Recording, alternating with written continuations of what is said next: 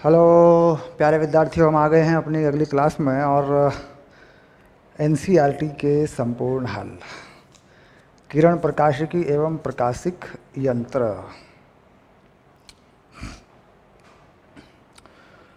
प्रश्न नंबर 9 तक हम कर चुके हैं। अब हमें बात करनी है प्रश्न नंबर 10 पर। प्रश्न नंबर 9 बेसिकली अवतल लेंस पर था और यहाँ पर हमने एक फलन भी तैयार किया था कि भाई अगर लेंस और वस्तु के बीच की दूरी बदलें तो प्रतिबिंब की दूरी किस प्रकार बदलती है। प्रश्न नंबर 10 में भी कुछ ऐसा ही है और यह उत्तल लेंस पर आधारित सवाल है। 9-10 सबसे पहले हम लिखते हैं भाई कौन सा लेंस इसमें इस्तेमाल होगा। उत्तल लेंस। अब जानकारी क्या है उत्तल लेंस के बारे में। 30 सेंटीमीटर फोकस दूरी के उत्तल लेंस के संपर्क में रखे 20 सेंटीमीटर फोकस दूरी के अवतल लेंस के संयोजन, यानी कि ये संयोजन है, सिर्फ उत्तल या अवतल नहीं है फोकस दूरी के संयोजन से बने संयुक्त लेंस की फोकस दूरी क्या होगी। यानी इसमें एक फोकस दूरी उत्तल लेंस वाली है, इसे मान लेते हैं f1, ये है +30 और दूसरा इसमें अवतल लेंस भी है,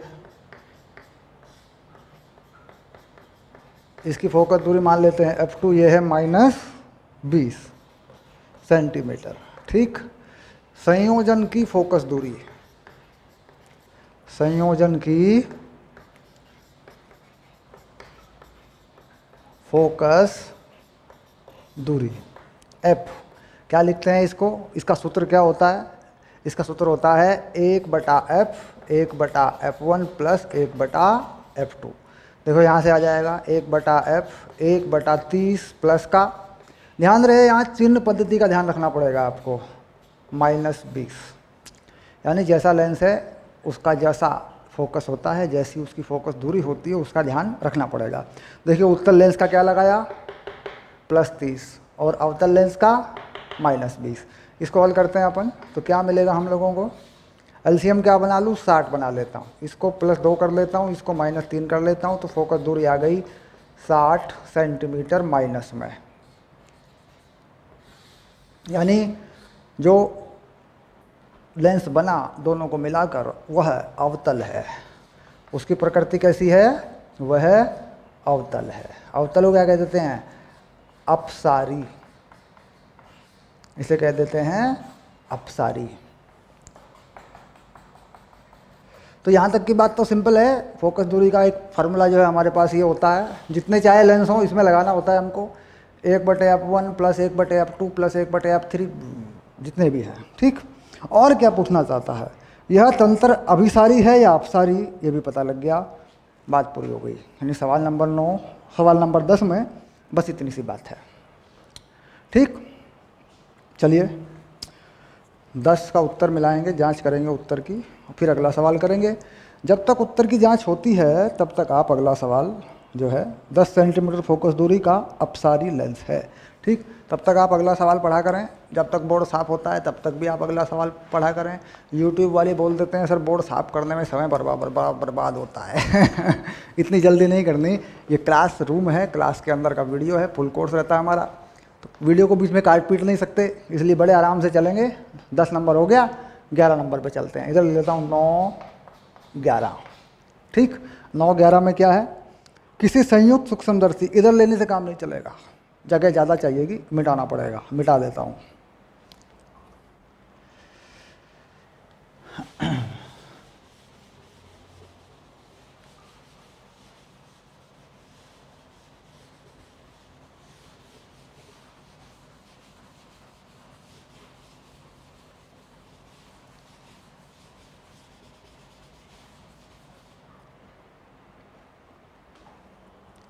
संयुक्त सूक्ष्मदर्शी या दूरदर्शी पर आधारित प्रश्न बड़े महत्वपूर्ण होते हैं प्रतियोगी परीक्षाओं के लिए भी और बोर्ड के लिए भी, इसको बहुत ध्यान से करेंगे। चलो ये आ गया 9-11। ठीक, 9-11 किसी संयुक्त सूक्ष्मदर्शी में 2 सेंटीमीटर फोकस दूरी का अभिदृश्यक लेंस तथा 6.25 सेंटीमीटर दूरी का नेत्रिका लेंस एक दूसरे से 15 सेंटीमीटर की दूरी पर हैं। किसी बिंब को अभिदृश्य के से कितनी दूरी पर रखा जाए कि अंतिम प्रतिबिंब स्पष्ट दृष्टि की अल्पतम दूरी 25 पर हो और या अनंत पर बने। आवर्धन क्षमता क्या है? तो जो गिवन है संयुक्त सूक्ष्मदर्शी के लिए जो बातें आपको बताई हैं जरा वो लिख लें पहले। अभिदृष्टक लेंस की फोकस दूरी एपो, ये 2 सेंटीमीटर लिख देते हैं इसको, और नेत्रिका की दूरी है 6.25 या 25/4 ऐसा भी लिख सकते हैं, आसान पड़ेगा हमारे लिए। और लेंसों के बीच की दूरी 15 सेंटीमीटर है। तो एक छोटा सा चित्र बना देते हैं, देखो ये बना देते हैं नेत्रिका,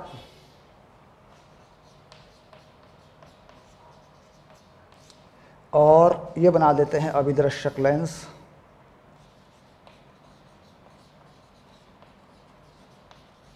इस पे लिख देते हैं एफओ, इस पे लिख देते हैं एफई। ठीक, आवर्धन क्षमता जब अंतिम प्रतिबिंब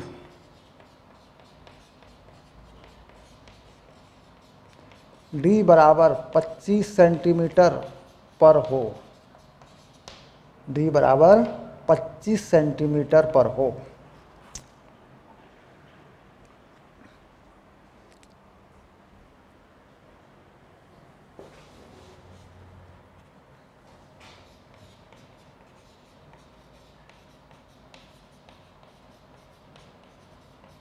ऐसे।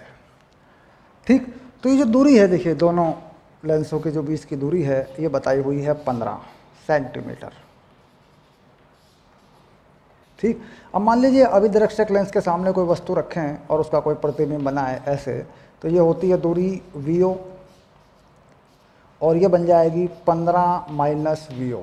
अभिदृश्यक लेंस से VO और नेत्रिका से 15 माइनस VO, यही होता है UE, यानी नेत्रिका से वस्तु की दूरी। क्योंकि नेत्रिका इस प्रतिबिंब को वस्तु मानेगी और अंतिम प्रतिबिंब बना देते हैं 25 पर, तो ये दूरी जो है पूरी ये बनानी है आपको 25, जो कि D के बराबर होती है।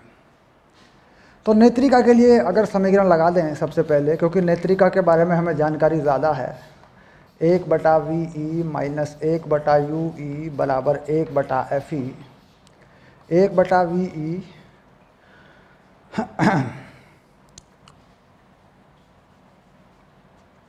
1/VE माइनस 25 और 1/UE 1/25/4। तो UE जो आ रहा है हमारे पास हल करके वो आ रहा है -5। इसको हल कर लेंगे। माइनस में देखिए ये 4/25 होगा, माइनस का हो जाएगा, UE उधर पहुंच जाएगा, माइनस में 5 आ जाएगा। ठीक, UE हो गया हमारे पास -5। -5 से हमें ये VO मिल जाएगा। VO कितना मिल रहा है हमारे पास देखिए, 15 माइनस 5 ये हो जाएगा 10 सेंटीमीटर। ये VO है, ये ना देखिए VO। भाई ये दूरी अगर 5 मिल गई, ये दूरी 5 सेंटीमीटर हो गई हमारी, तो ये कुल दूरी कितनी है 15, तो ये कितनी बचेगी, ये बचेगी 10।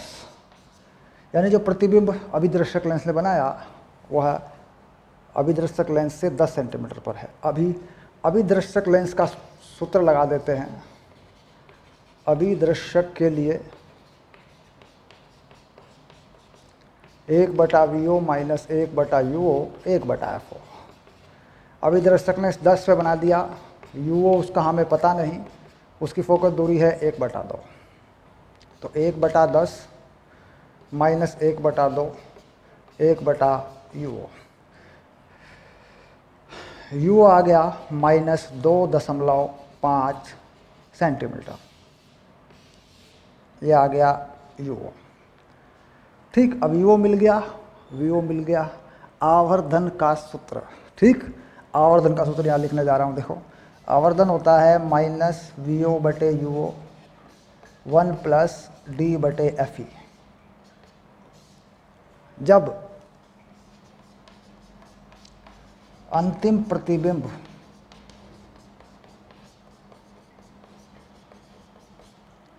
D बराबर 25 सेंटीमीटर पर हो, कहाँ से हो, नेत्रिका से। नेत्रिका से अंतिम प्रतिबिंब 25 सेंटीमीटर पर। यह है अंतिम प्रतिबिंब, यह वस्तु है, ये पहला प्रतिबिंब है जो अभिदर्शक ने बनाया था। तो अब सारे मान आ गए, तो अभी आवर्धन निकाल देते हैं। आवर्धन आ गया, देखो -VO/UO, तो -+10 UO -2.5 A + 25/4, तो ये 25 कट जाएगा। देखो ये उत्तर आ रहा है 20। हल कर लो, ये 4 हो जाएगा, ये 5 हो जाएगा, D/25 4 ऊपर चला जाएगा, एक इसमें जुड़ जाएगा। आवर्धन आ रहा है 20, तो यानी M जो है वो आ गया, जब अंतिम प्रतिबिंब 25 सेंटीमीटर पर है, M का मान आ गया 20, ऐसा। ठीक, तो ये हो गया हमारा पहला उत्तर।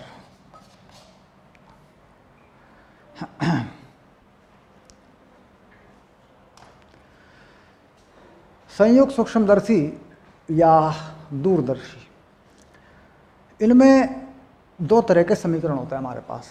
एक होता है नेत्रिका का, एक होता है अभिदर्शक का। ठीक, हमें वहाँ से दूरियों को लगाकर, सूत्रों को लगाकर, प्लस माइनस का ध्यान रखते हुए, चिह्न परिपाटी का ध्यान रखते हुए अपने सवाल हल करने होते हैं। उसके बाद 2 तरह के आवर्धन होते हैं हमारे पास, आवर्धन क्षमता या आवर्धन। एक जब अंतिम प्रतिबिंब 25 सेंटीमीटर पर हो, एक जब अंतिम प्रतिबिंब अनंत पर हो। चलिए अब बात करते हैं जब अंतिम प्रतिबिंब अनंत पर है। ठीक, कैसे करेंगे उसको भी कर देते हैं।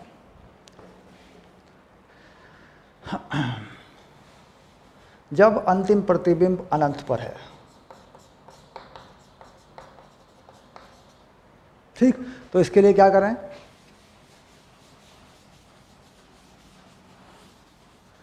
यहीं से शुरू करते हैं, नेत्रिका के लिए आ जाते हैं, ये वाला। ठीक, अंतिम प्रतिबिंब अनंत पर है, तो माइनस अनंत UE FE, तो UE जो है वो FE के बराबर है।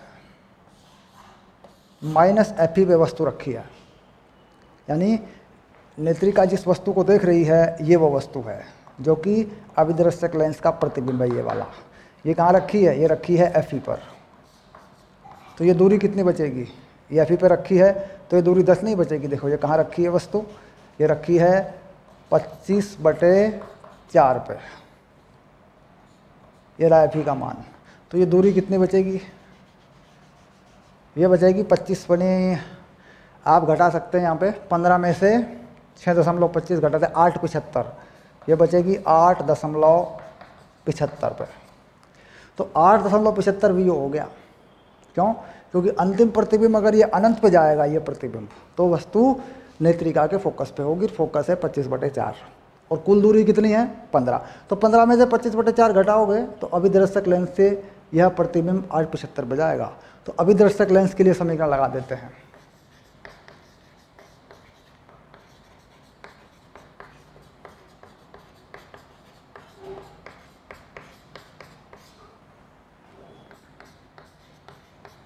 ये लगा दिया, देखो मैंने कितने पे है दूरी, ये है 8.75, प्लस में UO ये है 1/2, तो 1/8.75 1/2 है ना, ऐसा, माइनस 1/2 1/UO।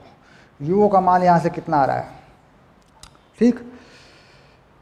तो ये हो गया 8.75 होगा तुम्हारा 17.5, 8 और 8 16, 75 17.5 हो गया। तो ऊपर आ गया 17.5, नीचे आ गया 6.75, ये माइनस ये UO आ गया तुम्हारा सेंटीमीटर में, यानी 2 कुछ जो है ये लगभग ये आ जाएगा तुम्हारा UO। ठीक है, अब यहाँ पर जो आवर्धन है वो कितना है, जब अंतिम प्रतिबिंब अनंत पर हो तो आवर्धन कितना होता है, यहाँ लिखता हूँ, आवर्धन होता है LD/FO/FE, यह आवर्धन है। जो L है वो लेंसों के बीच की दूरी या सूक्ष्मदर्शी की लंबाई, ऐसी कोई चीज़ नहीं है। L है केवल, इसे कहते हैं ट्यूब लंबाई। ये दोनों लेंसों के जो अंदर वाले फोकस हैं उनके बीच की दूरी है। देखते हैं इसका फोकस कितने में पड़ेगा, इसका फोकस पड़ेगा यहाँ से 2 सेंटीमीटर पर, और इसका फोकस पड़ेगा यहाँ से 25/4 पर। ठीक। तो ये जो बीच की दूरी है थोड़ी सी दोनों फोकस के बीच की, ये हो गया एफ ई, ये हो गया एफ ओ, इसे ही कहते हैं अपन एल। तो ये प्रतिबिंब है 875 पे यहाँ पे, ठीक। और यहाँ पे ये फोकस है, ये एफ ई है। तो देखा जाए एल, तो एल कैसे निकलेगा, एल निकाल लो, 15 F O plus F E plus L, ये एल है। देखो एफ ओ, ये एफ ई, और इनके दोनों के बीच की दूरी एल, और कुल दूरी कितनी 15, इससे भी निकाल सकते हो। या इस वीओ में से 875 में से 2 घटा दो तब भी आ जाएगा ये। तो कुल मिला के 675, एल हो गया 675, ये हो गया, ठीक। तो आवर्धन कितना हो गया, आवर्धन हो गया 675, डी 25, एफ ओ 2, और ये 25/4, 25 कट गया, ठीक। 2 कट गया, ये 2 हो गया, ये कितना हुआ 675, ये हो गया 13.5, ये आ गया। देखो 13.5 आ गया आवर्धन जब अंतिम प्रतिबिंब अनंत पर हो, ठीक। गलती कहाँ होती है, इस एल में गड़बड़ हो जाती है। ये जो एल है ये इस सूत्र से निकलता है ऐसे, ये होती है लेंसों के बीच की दूरी, ये अभिदृश्यक लेंस की फोकस दूरी, ये नेत्रिका की फोकस दूरी, और ये एल। यहाँ से निकाल के तब लगाएंगे इसको, ठीक। चलिए, तो कहाँ पर रखा है इस बार वस्तु को, ये रहा 17.5 675, और इस बार आवर्धन कितना है 13.5। एक ही न्यूमेरिकल अगर ठीक से समझ लिया जाए, संयुक्त सूक्ष्मदर्शी का अगर यही आंकिक सवाल ठीक से समझ लिया जाए तो इसके आधार पर सारे सवाल हो जाते हैं, ठीक। चलिए लेते हैं अगला सवाल।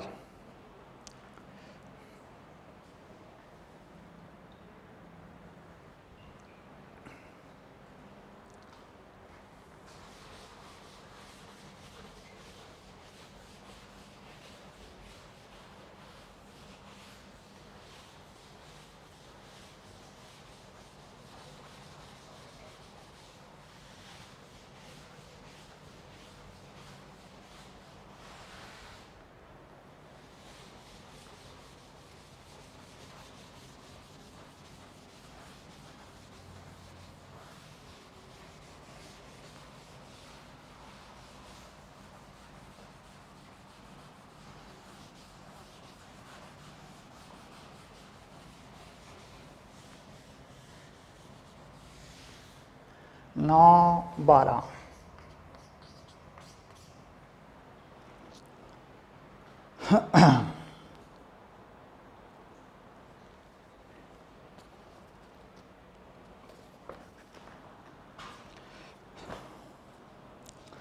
पच्चीस सेंटीमीटर के सामान्य निकट बिंदु का कोई व्यक्ति ऐसे संयुक्त सूक्ष्मदर्शी जिसका अभिदृश्यक 8 मिलीमीटर फोकस दूरी का है, नेत्रिका 2.5 सेंटीमीटर फोकस दूरी की है, का उपयोग करके अभिदृश्यक से 9 मिलीमीटर दूरी पर रखे बिंब को सुस्पष्ट फोकसित कर लेता है। दोनों लेंसों के बीच पृथक्करण दूरी क्या है, सूक्ष्मदर्शी का आवर्धन क्या है या आवर्धन क्षमता क्या है, ठीक। इसका मतलब सुस्पष्ट जो है व्यक्ति देख लेता है, और व्यक्ति का निकट बिंदु 25 सेंटीमीटर है। इसका मतलब अंतिम प्रतिबिंब 25 सेंटीमीटर पर बनता है। आवर्धन क्षमता के लिए क्या करें, यही लगेगा -VO/UO 1 + D/FE। FO का मान 8 मिलीमीटर है, FE का मान 25 मिलीमीटर है। देखो मिलीमीटर में बना दिया मैंने, क्योंकि मिलीमीटर में चलाएंगे अगर तो मिलीमीटर में आ जाएगा, ठीक।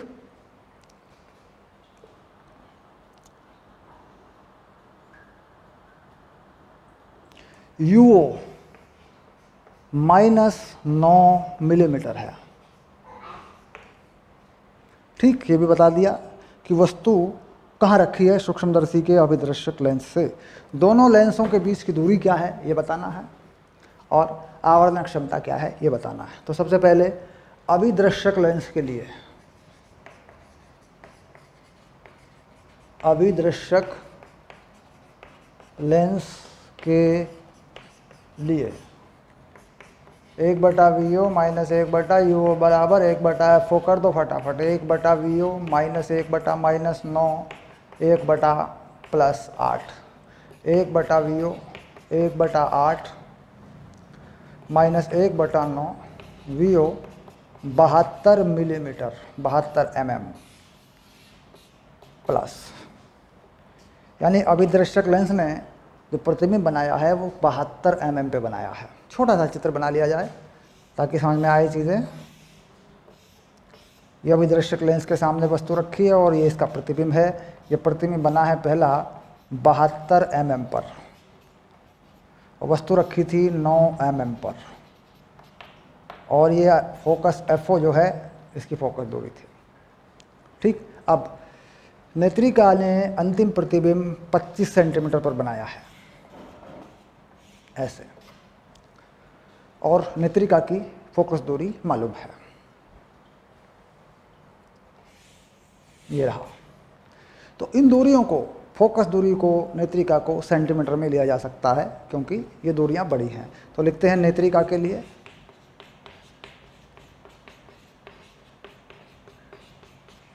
1 बटे -25 माइनस 1 बटे यूई बराबर 1 बटे 2.5। ये सब सेंटीमीटर में है। अंतिम प्रतिबिंब कहाँ है? -25 पे है, नेत्रिका से बाईं तरफ है तो -25 लग गया। ठीक, और इसकी फोकस दूरी ये रही 2.5 सेंटीमीटर है। तो नेत्रिका से वस्तु कहाँ पर है? ये वो दूरी है जिसे तुम यूई कहोगे। नेत्रिका से ये है नेत्रिका, ये यूई है। ये आएगा, देखो यहाँ से हल कर लो इसको हल करो।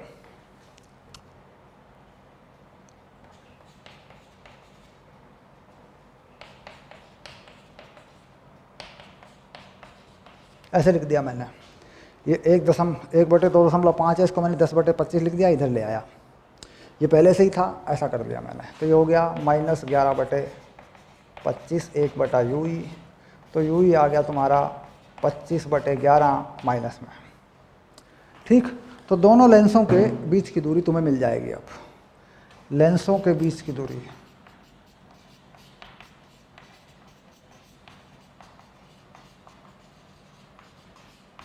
कितनी, इसको कहते क्या कहें, इसको कुछ नहीं कहें, इसका कोई प्रतीक नहीं होता, इसको ऐसे लिख दो, लेंसों के बीच की दूरी।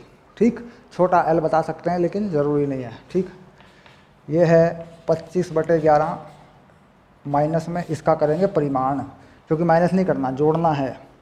दूसरे वाली दूरी VO है, VO ये रहा 7.2 सेंटीमीटर में। इसे हल कर लेते हैं अपन। ये कितना हो जाएगा? देखो 11 दूनी 22 बचे 3, 11 तिया 33 लगभग। ये कितना हो गया बताओ? 9.4 सेंटीमीटर। ये लेंसों के बीच की दूरी है। ठीक, उत्तर मिला देते हैं, क्योंकि अगर ये उत्तर ठीक ना हुआ तो आवर्धन का उत्तर भी ठीक नहीं होगा हमारा। प्रश्न नंबर 12 का उत्तर देखते हैं। लेंसों के बीच की दूरी कितनी आ रही है?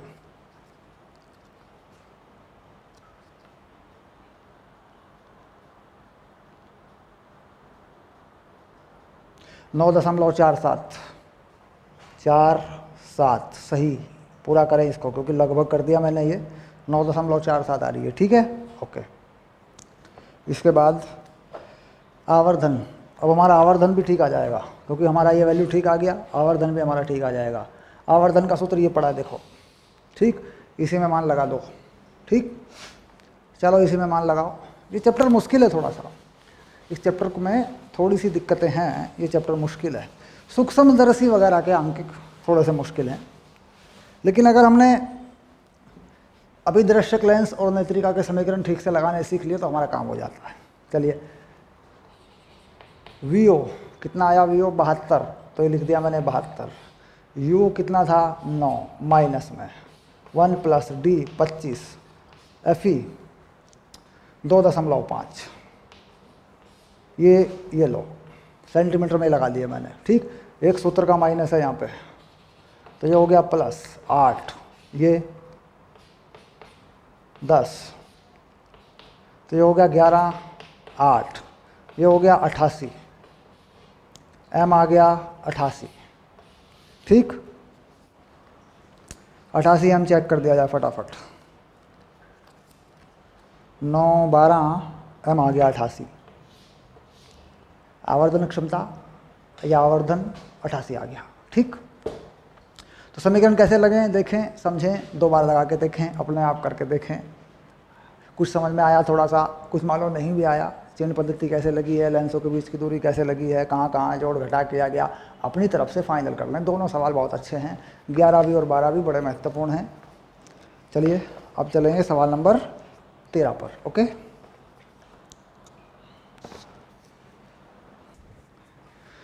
अब ले रहे हैं अगला सवाल, प्रश्न नंबर 13 में दूरबीन के अभिदर्शक की फोकस दूरी, यानी जो टेलीस्कोप, दूरदर्शक, दूर से चीज़ों को देखने वाला, इसके बारे में हमने अपने सूत्र बनाए हैं। 2 तरह के सूत्र हैं इसमें भी। एक, जब अंतिम प्रतिबिंब अनंत पर बनता है, एक जब अंतिम प्रतिबिंब स्पष्ट दृष्टि की कम से कम दूरी 25 सेंटीमीटर पर बनता है। तो दूरदर्शक के लिए हमारे पास 2 सूत्र हैं जो कि अपवर्तक दूरदर्शी के सूत्र हैं, और मैंने बताया था कि परावर्तक दूरदर्शी का कोई सूत्र नहीं है। कुछ अध्यापक परावर्तक दूरदर्शी का सूत्र भी लिखवा देते हैं, परावर्तक दूरदर्शी का कोई सूत्र नहीं है। हालांकि परावर्तक दूरदर्शी पे आंकिक प्रश्न बनता है, लेकिन वह आवर्धन पर नहीं बनता, सामान्य प्रश्न बनता है। एक प्रश्न है हमारे पास, हम करेंगे उसको, ठीक, बताऊंगा मैं, जो परावर्तक दूरदर्शी पर आधारित है। ओके, चलिए, तो वही महत्वपूर्ण बात अब लेते हैं। सवाल नंबर 13, क्वेश्चन नंबर 13 में आ गए हैं। देखिए,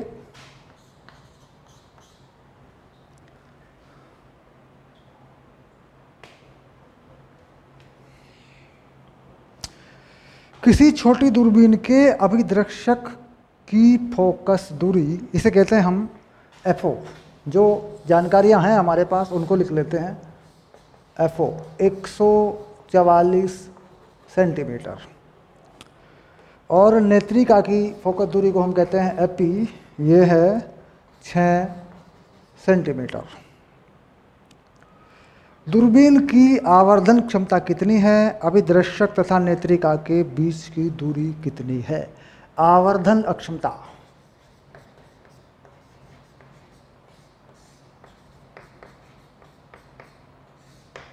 आवर्धन अक्षमता 2 तरीके से निकाली जाती है। एक M होता है FO/FE, दूसरा M होता है FO/FE 1 + FE/D। ये 2 आवर्धन क्षमताएं होती हैं। इसमें जब अंतिम प्रतिबिंब अनंत पर होता है,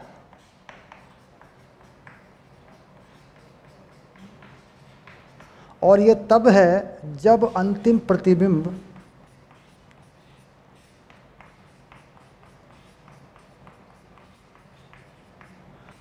D बराबर 25 सेंटीमीटर माने पर होता है।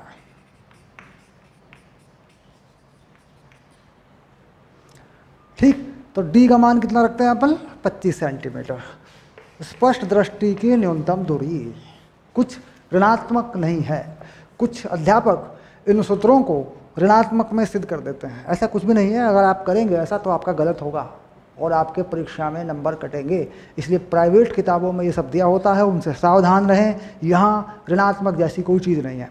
चलिए निकालते हैं इससे। FO/FE के अनुसार 144/6 कितना हो रहा है ज़रा देखिए। 6 दूनी 12 और 6 चौक 24। दूसरे से निकालते हैं।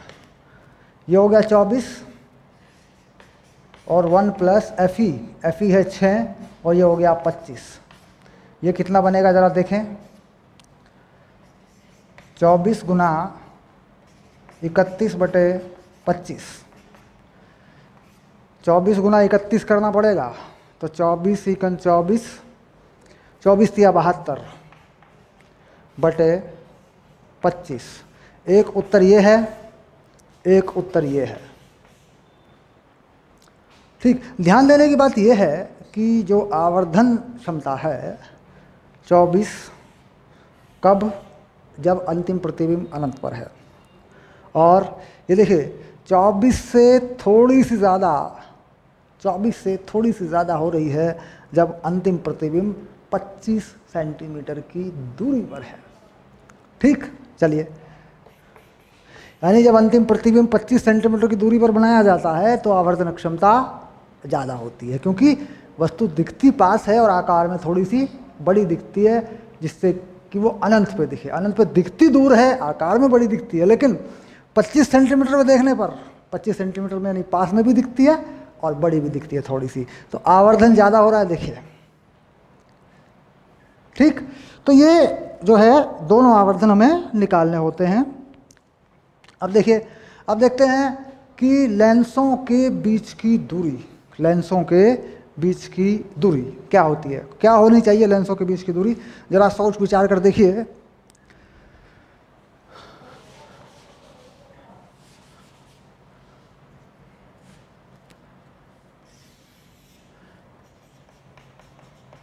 लेंसों के बीच की दूरी दूरदर्शी की लंबाई नहीं होती, जो कि टीचर बताते हैं, ध्यान रखना। लेंसों के बीच की दूरी दूरदर्शी की लंबाई नहीं होती, टीचर ऐसा बोल देते हैं। काट दो इस बात को। बस लेंसों के बीच की दूरी L, FO और FE होगी, दोनों को जोड़ दें जब अंतिम प्रतिबिंब अनंत पर है, जब अंतिम प्रतिबिंब अनंत पर है। उसके बाद L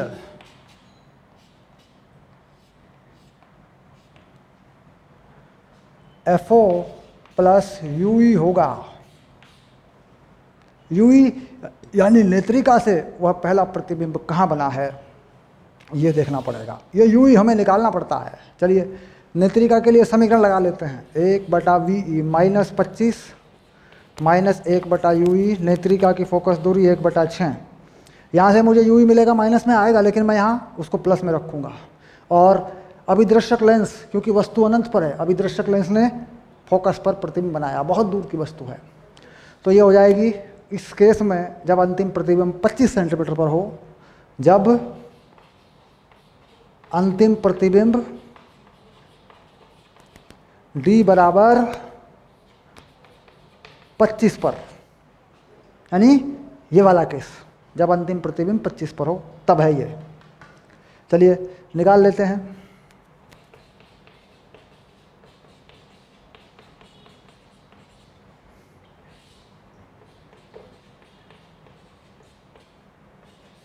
UE आ गया परिमाण 150/31, यहाँ लिख देते हैं। L बराबर 144 प्लस 150/31 सेंटीमीटर। ध्यान रहे ये लेंसों के बीच की दूरी कब है, जब अंतिम प्रतिबिंब 25 सेंटीमीटर पर है। ठीक हो गया। और आप देख रहे हैं कि ये दूरी 144 प्लस 6, ये 3 पंजे 15, 5, 144 प्लस 5 यानी कम है, यानी लेंसों के बीच की दूरी थोड़ी सी कम हुई है जब अंतिम प्रतिबिंब 25 पर बना है। ओके, तो बात समझ में आ गई। बहुत ही बढ़िया सवाल है, ज़बरदस्त। ठीक, 2 बार देख लें इस सवाल का हल, 2 बार देख लें। ठीक है, चलिए चलते हैं अगले सवाल पे।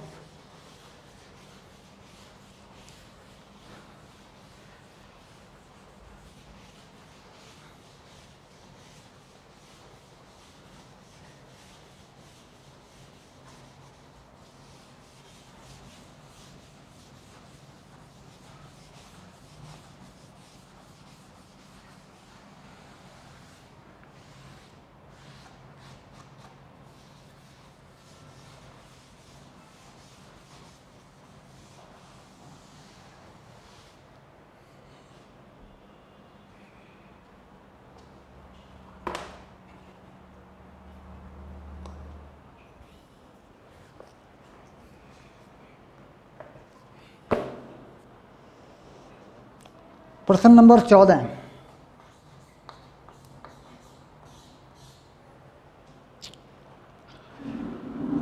इसमें दो भाग हैं, इसका भाग ए लेते हैं पहले। किसी वेधशाला की विशाल दूरबीन के अभिदृश्यक की फोकस दूरी 15 मीटर है। अभिदृश्यक की फोकस दूरी एफओ जो कि 15 मीटर है। यदि 1 सेंटीमीटर फोकस दूरी की नेत्रिका प्रयुक्त की गई, नेत्रिका की फोकस दूरी 1 सेंटीमीटर है। 1 सेंटीमीटर 0.01 मीटर। देखिए दोनों को मीटर में ले लिया मैंने। इसके आगे मैंने सेंटीमीटर में भी लिख देता हूँ, 1500 सेंटीमीटर, और ये 1 सेंटीमीटर। मीटर सेंटीमीटर दोनों हो गए। जो तुम्हारे जी में आए वो लगा लेना, ठीक है। दूरबीन का कोणीय आवर्धन क्या है? दूरबीन का कोणीय आवर्धन क्या है? दूरबीन का कोणीय आवर्धन m बराबर FO बटे FE 1500 बटे 1 यानी 1500। कब? जब अंतिम प्रतिबिंब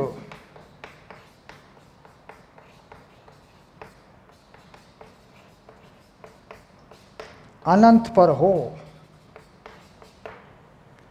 ठीक। और सेम दूरबीन का आवर्धन या कोणीय आवर्धन जो भी कहें, m बराबर FO upon FE 1 plus D FE by D, है ना।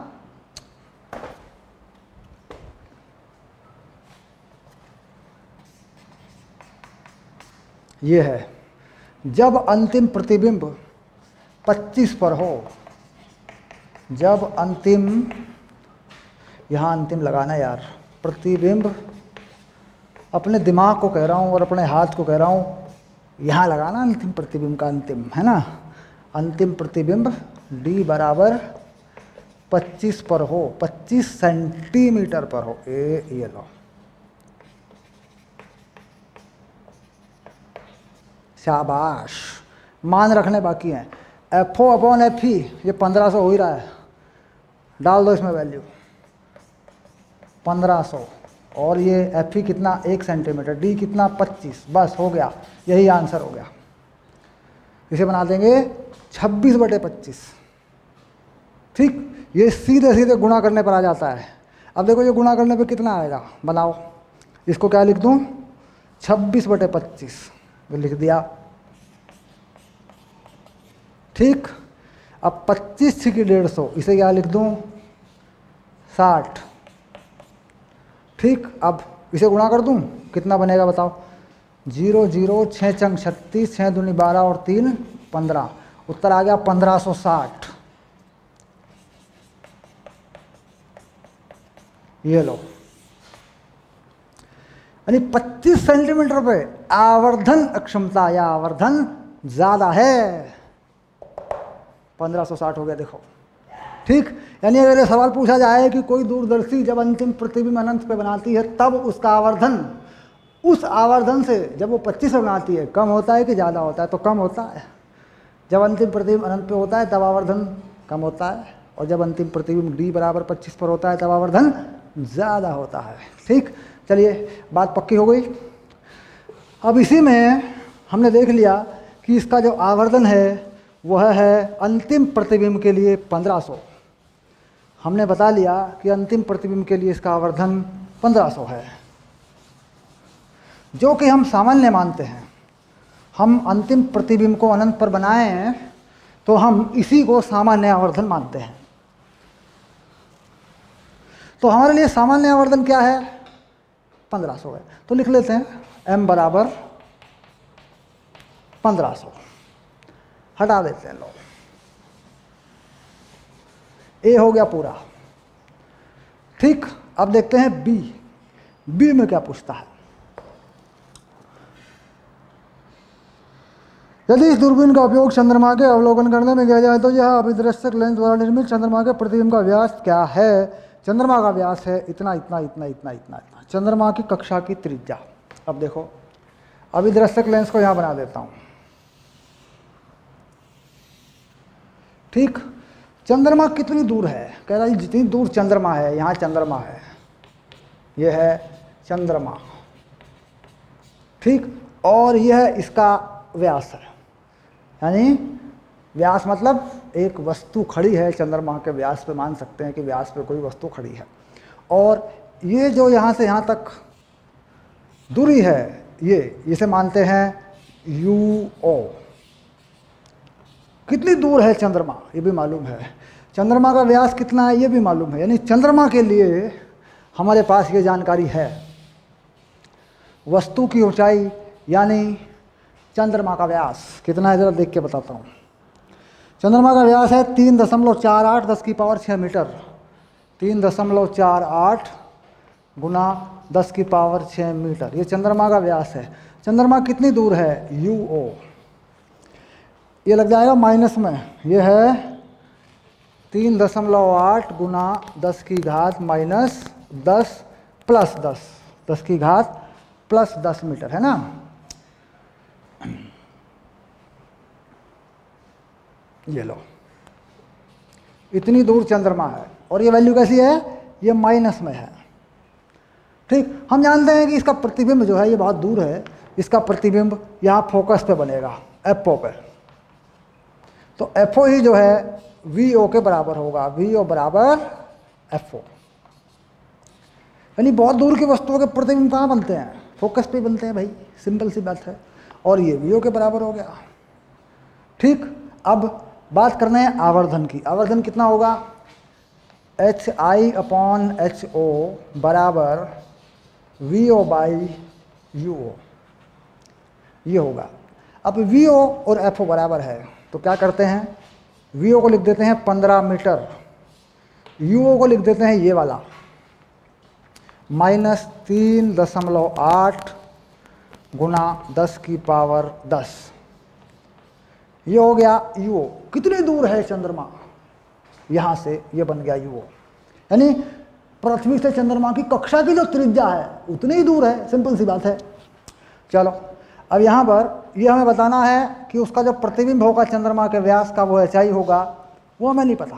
चंद्रमा के व्यास का प्रतिबिंब यानी चंद्रमा के व्यास को अगर एक वस्तु की तरह मान लिया जाए तो उसका प्रतिबिंब कितना लंबा होगा ये हमें नहीं पता, ये मान लिया उसको। ठीक, अब चंद्रमा का व्यास है कितना, ये रहा 3.48 गुना 10 की घात 6। तो देखो ये प्रतिबिंब जो है माइनस में आएगा, इसका मतलब उल्टा है। चंद्रमा का चित्र यहाँ बना तो उल्टा व्यास आएगा, वास्तविक उल्टा प्रतिबिंब। अब देखेंगे ये प्रतिबिंब कितनी सेंटीमीटर का है, तो HI का मान आ गया, देखो -15 गुना 3.48 10 की पावर 6 बटे 10 की पावर 6 बटे 3.8 गुना 10 की पावर 10, ये आया मीटर में। 100 से गुणा करके हम इसे बना सकते हैं सेंटीमीटर में। तो HI का मान कितना आया यहाँ लिख के दूंगा तुम्हें। ठीक, हल करके इसको लिख के दूंगा, उत्तर मिला देता हूँ। 9/14 का B, शाबाश। 13.7 सेंटीमीटर, 13.7 सेंटीमीटर आएगा। याद रहे माइनस में आएगा, माइनस में आएगा, वास्तविक उल्टा प्रतिबिंब है। ठीक, ये आ गया। अब देखो 13 आता है कि नहीं, बिल्कुल आता है 13। देखो ये 3 जो है 3 8 है, ये 3 4 है, तो ये वैल्यू 1 से थोड़ी कम होगी। ठीक, नीचे वैल्यू 1 से थोड़ी बड़ी हो जाएगी तो 15 से भाग होगा तो 13 आ जाएगा, और ये 10 की पावर -2 बनेगा, यानी मीटर में आएगा। 100 से गुणा करेंगे तो सेंटीमीटर बन जाएंगे। सीधा जवाब है, बिल्कुल सिंपल सा। यहाँ से बस इसे अपनी रफ कॉपी में इसको हल करके पक्का कर लें, ये वैल्यू इतनी आ रही है। जरूर करें इसको हल, छोड़े नहीं इसको, ठीक। तो बात समझ में आ गई। चंद्रमा का व्यास का प्रतिबिंब यानी चंद्रमा का प्रतिबिंब।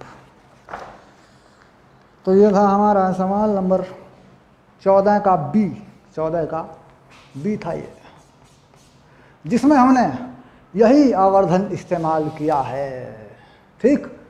यही आवर्धन यानी ये जो आवर्धन है 1500 सूक्ष्मदर्शी की जो दूरी है, ये नहीं आवर्धन नहीं, मतलब यही फोकस दूरी इस्तेमाल की है, यही वाली। आवर्धन अगर पूछेगा तो बाद की बात है, फिर ये बताना पड़ेगा कि जो अंतिम प्रतिबिंब है यहाँ के बाद, क्योंकि यहाँ पे क्या है, थोड़ा सा कन्फ्यूजन हो जाता है कई बार हमें। ये नेत्रिका है, तो नेत्रिका के पीछे हमारी आँख है, ठीक। तो आवर्धन जो है वो इस व्यास के साइज के हिसाब से यहाँ देखा जाए तो यहाँ लगा देंगे उसको। एक बार तो आवर्धन यही था, 1500 ही था, एक बार आवर्धन 1560 भी था, थोड़ा सा ज़्यादा था, तो उस केस में थोड़ा सा बड़ा प्रतिबिंब यहाँ से बनता है, ठीक है, थोड़ा बड़ा भी बनेगा। तो आवर्धन का सूत्र लगाकर इसका आवर्धन बता सकते हैं। यहाँ पर आवर्धन की बात नहीं पूछी है, यहाँ सिर्फ ये पूछा है कि अभिदृश्यक लेंस ने जो प्रतिबिंब बनाया वो, क्योंकि आवर्धन तो भाई पूरे यंत्र का आवर्धन तो इसके बाद तय होगा ना। देखो पूरे यंत्र का आवर्धन तो इसके बाद तय होगा, मान लीजिए बड़ा होगा ऐसे, क्योंकि ये जो पहला प्रतिबिंब है ये आगे बढ़ेगा, तो पूरा आवर्धन नहीं बल्कि सिर्फ इस पहले प्रतिबिंब में ये वाली चीज़, ठीक। चलिए आगे बढ़ते हैं।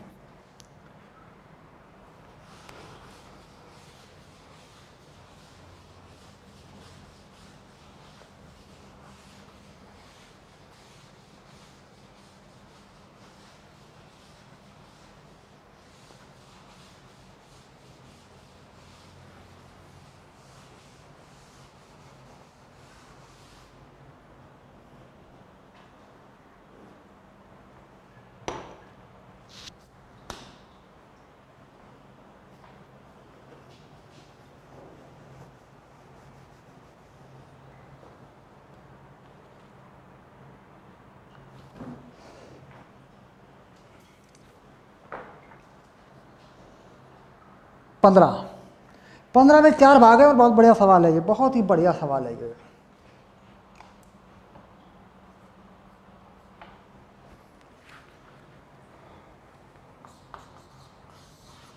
पंद्रह का ए, ठीक। दर्पण सूत्र का उपयोग यह व्युत्पन्न के करने के लिए कीजिए। ध्यान रहे दर्पण सूत्र का उपयोग करना है, दर्पण का रेखा चित्र बनाकर नहीं, दर्पण का डायग्राम बना के नहीं बताना, उसके सूत्र का उपयोग करके बताना है। पहली बात क्या है, अवतल दर्पण के f और 2f के बीच रखे बिंब का वास्तविक प्रतिबिंब 2f से दूर बनता है, ठीक। अब देखिए मैं बता देता हूं पहले।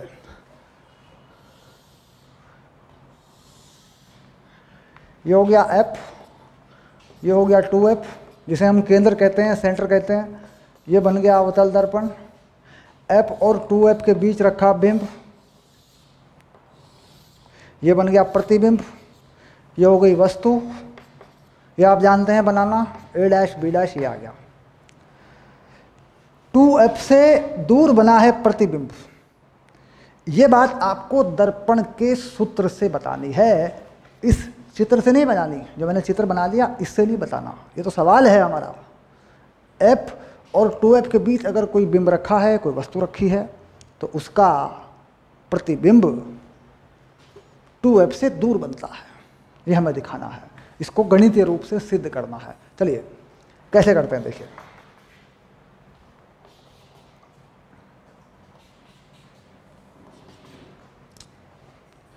दर्पण का सूत्र क्या है, 1/v प्लस 1/u बराबर 1/f। ये दर्पण का सूत्र है। यहाँ पर हमें v निकालना है, तो 1/v 1/f minus 1/u। v का मान uf u माइनस f, ये v का मान आ गया। देखिए अब इसके बाद यदि u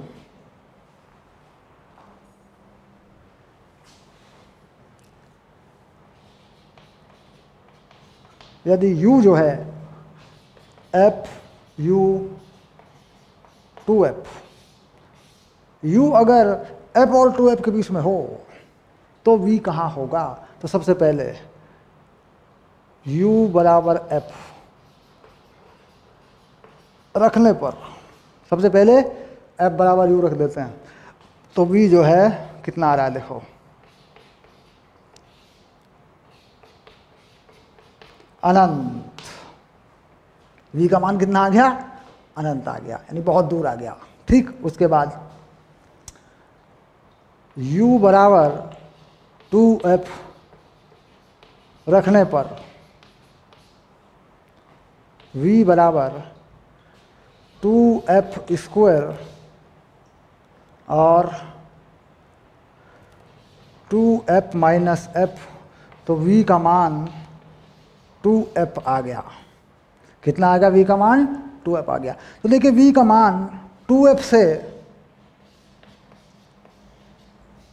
अनंत को जा रहा है,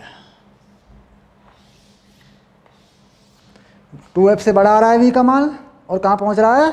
अनंत तक पहुँच रहा है। एक बार ये रखा, एक बार ये रखा।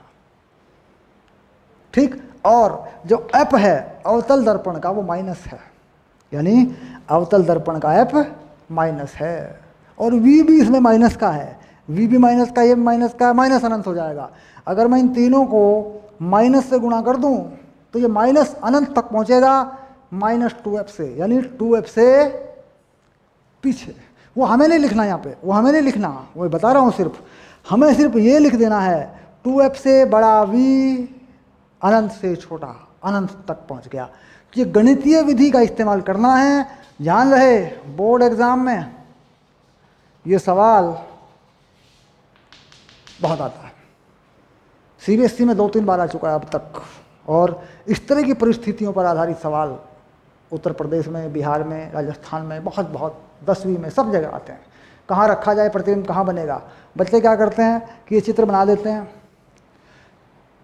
एग्जामिनर की मर्जी है, तुम्हें कोई नंबर इस पर दे या ना दे। अगर तुम्हारे नंबर अच्छे आ रहे हैं, तुम्हारे नंबर 70 में से 60 आ रहे हैं, तो इस पर तुम्हारा नंबर काट देगा एग्जामिनर, ध्यान रखना, तुम्हें इस पर नंबर नहीं मिलेगा। अगर तुम्हारे नंबर 30-35 आ रहे हैं तो एग्जामिनर तुम्हें इस पर 1 नंबर दे देगा, आधा नंबर दे देगा, क्योंकि जब नंबर बहुत कम आ रहे होते हैं तो फिर एग्जामिनर उन चीज़ों पर भी हल्के फुल्के नंबर देता है जिन पे नंबर नहीं दिए जाने चाहिए, जो गलत होती हैं, अधूरी होती हैं। प्रॉब्लम वहाँ नहीं है जहाँ नंबर 30-35 आ रहे होते हैं, वहाँ इस पर थोड़ा बहुत नंबर मिल सकता है। यही है स्ट्रेटजी जो एग्जाम में इस्तेमाल होती है। अगर आपके नंबर अच्छे आ रहे हैं तो आपका नंबर कटेगा, इस पर आपको नंबर नहीं मिलेगा। इसलिए ध्यान रहे, गणितीय विधि से हल करने का जो तरीका है। इसके बाद देखते हैं इसका बी वाला पार्ट क्या कहता है।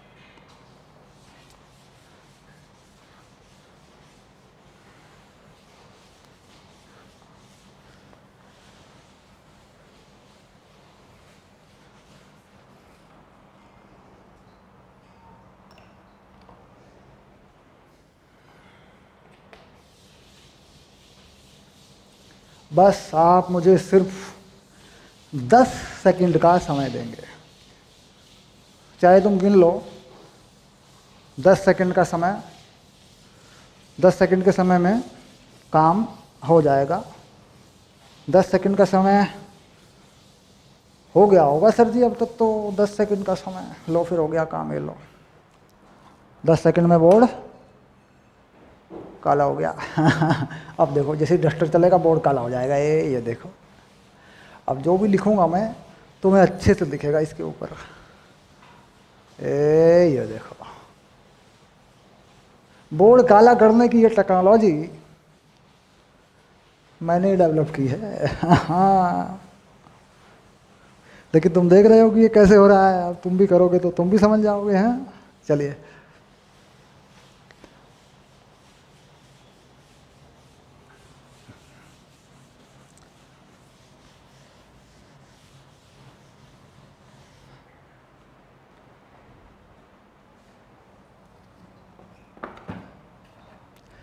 चलिए अब लेते हैं इसका बी पार्ट, क्या कहता है। बहुत ही बढ़िया सवाल है ये, बहुत ही बढ़िया सवाल है।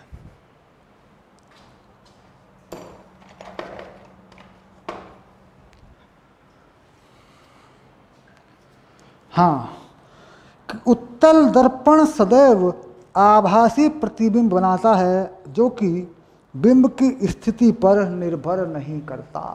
उत्तल दर्पण सदैव आभासी प्रतिबिंब बनाता है जो कि बिंब की स्थिति पर निर्भर नहीं करता, यानी वस्तु की स्थिति पर निर्भर नहीं करता। अब देखिए इसको पहले थोड़ा सा चित्र बना के दिखाऊंगा मैं तुम्हें। यह है उत्तल दर्पण, ये इसका फोकस, ये इसका केंद्र। वस्तु कहीं भी रखी हो, ये फोकस से वापस, ये केंद्र की रेखा से वापस, ये बन गया प्रतिबिंब। वस्तु कहीं भी रखी हो हमेशा आभासी प्रतिबिंब ही बनेगा, ये आपको लिख के बताना है। ठीक, चलिए लिखना शुरू करते हैं। दर्पण में जो V है वो है UF U माइनस F। अब यहाँ से आपको दिखाना है कि आवर्धन हमेशा धनात्मक है, तभी पता लगेगा कि जो है हमेशा आभासी प्रतिबिंब बनाता है। आभासी प्रतिबिंब का आवर्धन धनात्मक होता है, वास्तविक प्रतिबिंब का आवर्धन ऋणात्मक होता है, क्योंकि वास्तविक प्रतिबिंब उल्टा होता है, उल्टा। चलिए तो इसका मतलब हो गया आवर्धन M ये होता है माइनस V/U, यह आवर्धन होता है, ये आपको बताना है। तो V/U ये हो गया F, और F माइनस U माइनस, देखो मैंने U माइनस F का माइनस लिया बाहर, इधर कर लिया, ये हो गया आवर्धन, ये हो गया F माइनस U। आपको बताना है कि ये आवर्धन हमेशा धनात्मक है। ठीक, तो हम जानते हैं उत्तल दर्पण के लिए F धनात्मक, U ऋणात्मक,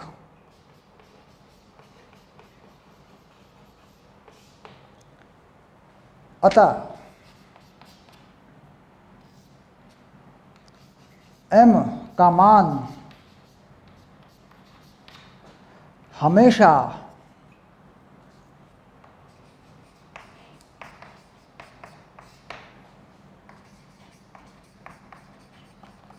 धनात्मक होगा।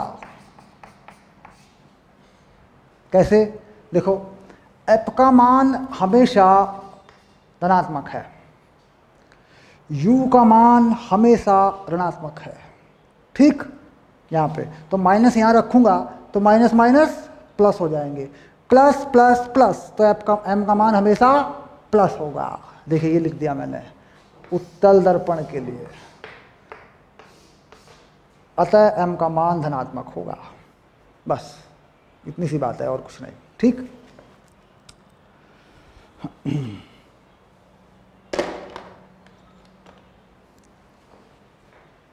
चलिए देखते हैं अगला ऑप्शन क्या है।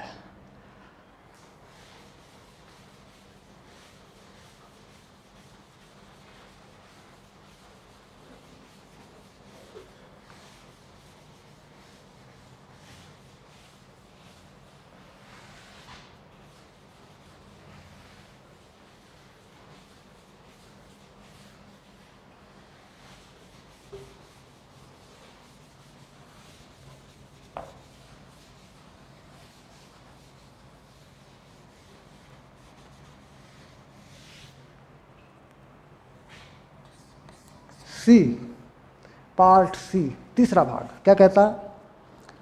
उत्तल दर्पण द्वारा सदैव आकार में छोटा प्रतिबिंब दर्पण के ध्रुव व फोकस के बीच में बनता है। उत्तल दर्पण के लिए दर्पण का ध्रुव और फोकस के बीच में बनता है, और यह प्रतिबिंब आकार में छोटा होता है। चलिए थोड़ा सा चित्र बनाकर देख लेते हैं। फिर से एक उत्तल दर्पण बताया, ये फोकस बनाया, ये इसका केंद्र बनाया, ये वस्तु रखी, और ये फोकस से पहुंचा, और ये इस केंद्र तक पहुंचा, ये बन गया प्रतिबिंब। अब देखिए यह प्रतिबिंब हमेशा फोकस के और ध्रुव के, ये फोकस है ये पोल है के बीच में है और आकार में छोटा है, ये आपको बताना है। चलिए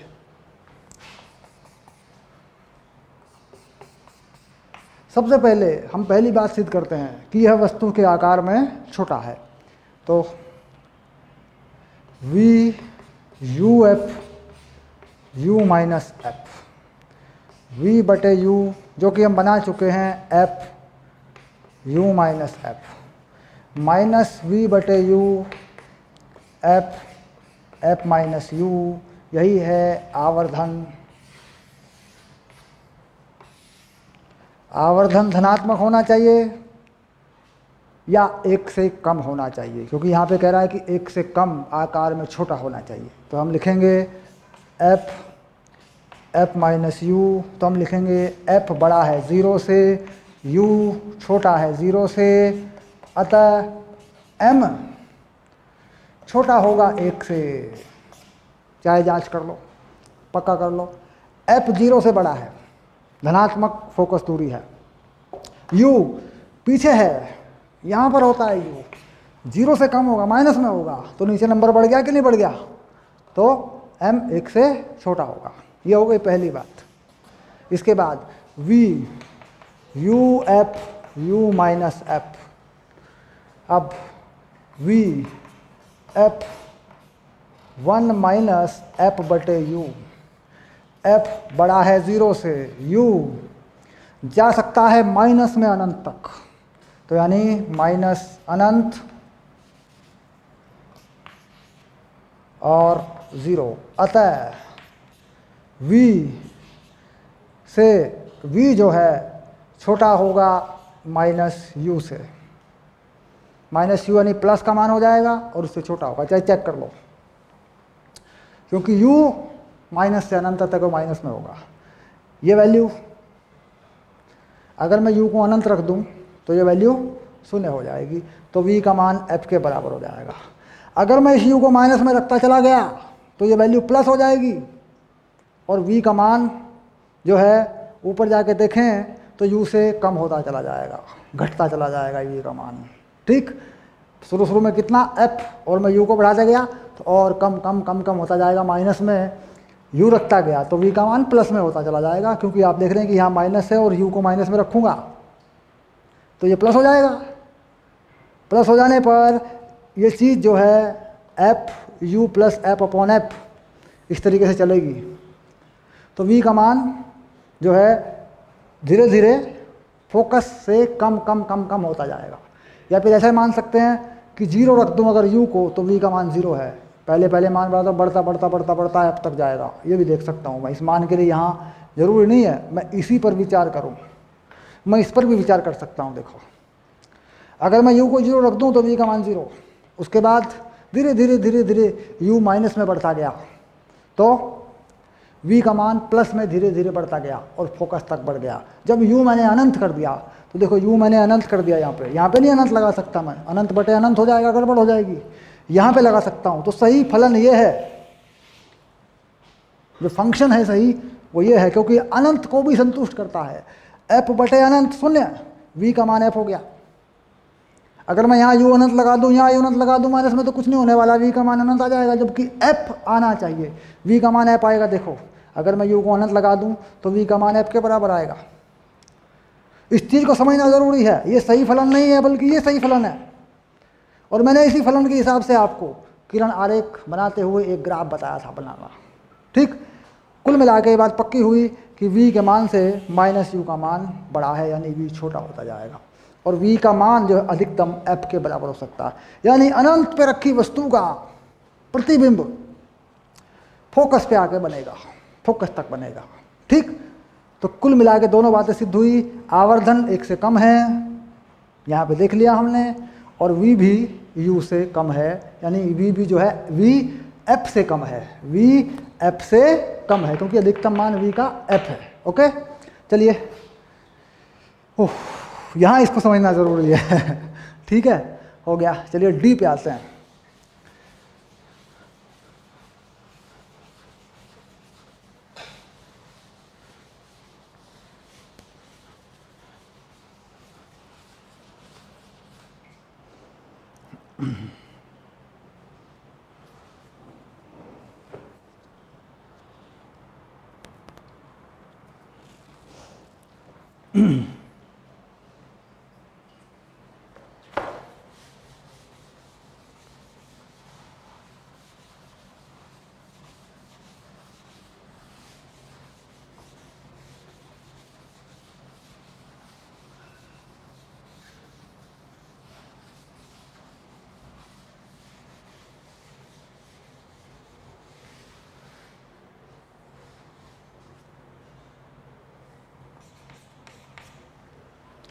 डी में क्या कहता है, अवतल दर्पण के ध्रुव तथा फोकस के बीच रखे बिंब का आभासी तथा बड़ा प्रतिबिंब बनता है।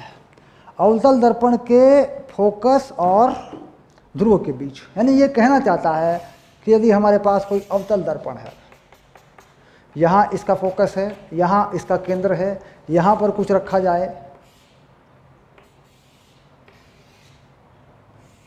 ऐसे, तो इसका प्रतिबिंब जो है आभासी और बड़ा होता है। ये कहना चाहता है। तो ये तो बात हो गई भाई, इसका V भी देखना पड़ेगा हमें और इसका आवर्धन भी देखना पड़ेगा। ठीक, चलिए, तो V कितना आता है, हम लेते हैं U माइनस एफ, आवर्धन माइनस V बटे U हो गया, F upon F minus U हो गया। ये हो गया आवर्धन।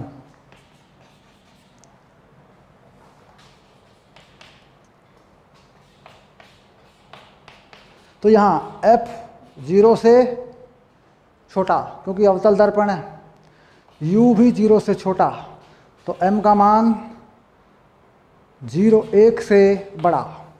जांच कर लो। U माइनस में रखूँगा, माइनस माइनस माइनस, नीचे दोनों माइनस हो गए, क्योंकि F भी, फोकस दूरी भी अवतल दर्पण की ऋणात्मक होती है। ठीक, अब देखो मान के दिखा देता हूँ। फोकस दूरी को मान लेता हूँ माइनस Z, U को मान लेता हूँ माइनस X। ठीक, अब इन दोनों को यहाँ रख के देखता हूँ M के लिए, minus Z minus Z minus X, तो M का मान आ गया Z upon Z plus X, ये आ गया। देखो, तो बताओ ये मान 1 से, हाँ, U माइनस में लगाना है मुझे, तो ये प्लस हो जाएगा। हाँ, ये रहा, है ना, ये रहा। देखो, M आ गया Z upon X minus Z। तो बताओ Z upon X minus Z, तो यानी ये Z माइनस X आ रहा है, तो कुल मिला के ये वैल्यू 1 से बड़ी होगी कि नहीं होगी। ठीक, ये वैल्यू 1 से बड़ी होगी। और यहाँ पर मैंने थोड़ा सा कुछ, हाँ 1/F, 1/V, 1/F minus 1/U, U minus F। Okay, ये तो ठीक है। F माइनस U, ये भी ठीक है। F माइनस में, F माइनस में, U प्लस में। ओके, डन, आ रहा है, हो रहा है, ठीक हो रहा है, कोई दिक्कत नहीं। ये देखिए X माइनस Z, तो यहाँ पर यह बात भी आई कि वस्तु जो है 0 से F तक है, 0 से F तक है, यानी 0 से Z तक है। तो Z से कम रख दिया जाए, तो minus minus 3Z/2,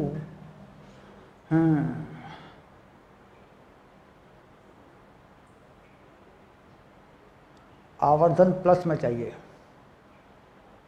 F minus में है, माइनस Z, U माइनस में X है, प्लस हो जाएगा, माइनस Z, यहाँ माइनस Z है, ये हो जाएगा।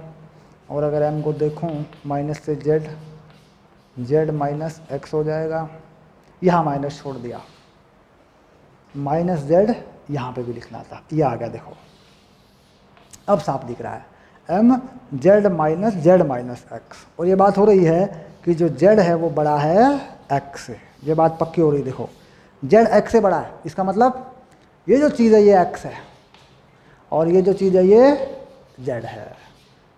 ठीक, करेक्ट। तो यानी इसको लिखने की ज़रूरत नहीं है, इसे हटा देते हैं। तो चेक करने के लिए किया हमने, अपनी तसल्ली के लिए बात हमारी यही ख़त्म हो जाती है। ठीक, ये करेक्ट, बिल्कुल करेक्ट एक्सप्लेनेशन है ये, इसके हिसाब से देना है। बाकी अगर जांच करनी है ना तो मान रख के देखते, देखो एक तरीका और बताता हूँ। मान लो f को लिख दूँ -5, u को लिख दूँ इससे कुछ कम -4, ऐसे।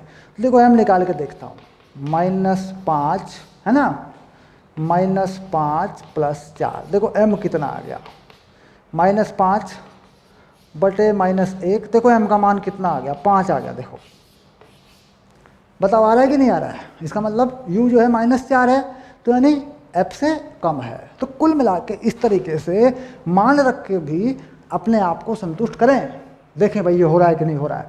कुल मिला के जो गणितीय रूप है, जो गणितीय कहना गया गणितीय विवेचना जिसे कहते हैं, गणितीय जो व्याख्या है वो ये है।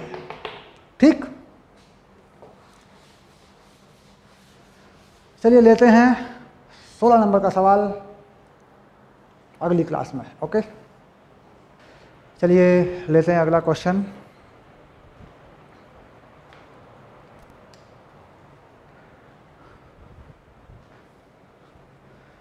आ गया 16 नंबर का सवाल, किरण प्रकाशिकी एनसीईआरटी के संपूर्ण हल। एनसीईआरटी को पूरा हल कर लें, मज़ा आ जाएगा परीक्षाओं में भी, और आगे भी बहुत चीज़ें काम आती हैं। बहुत सारी परीक्षाएं होती हैं जो वैज्ञानिक वर्ग में होती हैं।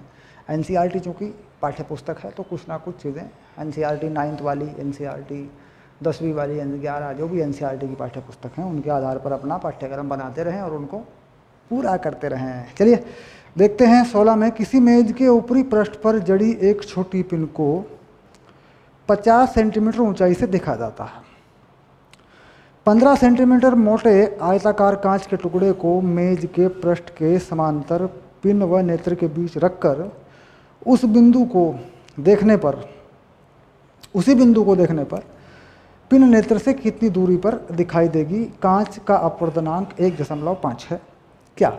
उत्तर गुटके की अवस्थिति पर निर्भर करता है।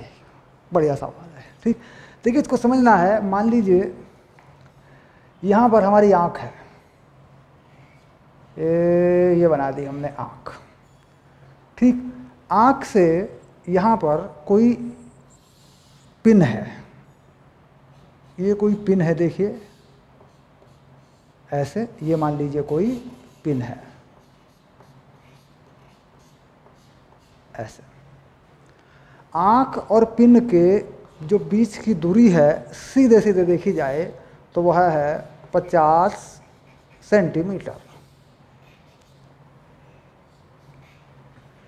बीच में कहीं कोई ग्लास की, कांच की प्लेट लगी है, कहीं पे भी कांच की प्लेट ऐसे लगी हुई है। देखिए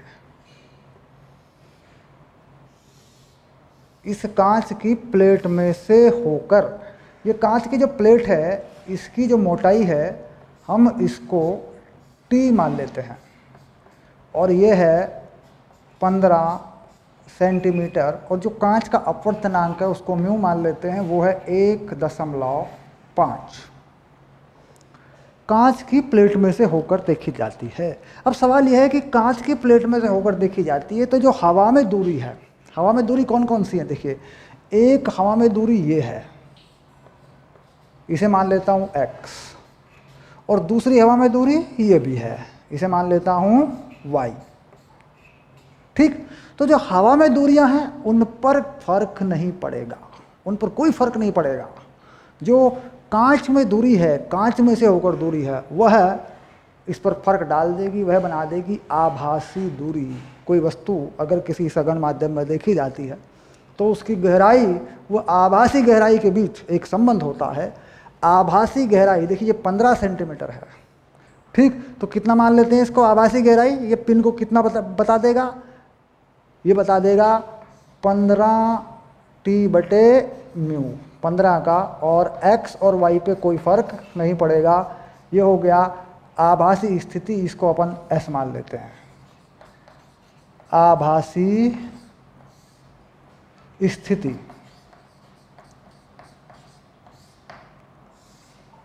किसकी? पिन की आभासी स्थिति। यानी ये बिल्कुल वैसा ही है जैसे किसी पानी में देख रहे हो नीचे की तरफ, तो जो हवा में दूरी है उस पर कोई फर्क नहीं पड़ेगा। यहाँ पर अगर आँख देखें, आँख से देखें तो ये पिन जो है यहाँ पे माने बिल्कुल नीचे ऊपर तक देखें तो ये वाली जो स्थिति है, बस जो कांच की मोटाई है केवल वही आभासी स्थिति पैदा करेगा, केवल कांच ही आभासी स्थिति पैदा करेगा। ये x और y आभासी स्थिति पैदा नहीं करेंगे। और यह x और y पर निर्भर नहीं करता, x घट जाए y बढ़ जाए, कुल मिला के ये जो उत्तर है ये इस कांच की प्लेट पर निर्भर नहीं करता।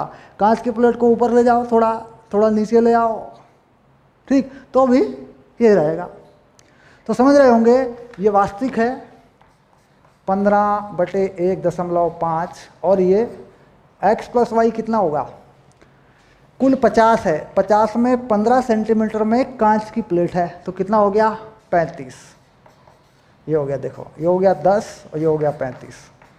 तो कहाँ पर दिखाई देगी सुई, 45 सेंटीमीटर पर दिखाई देगी, है ना।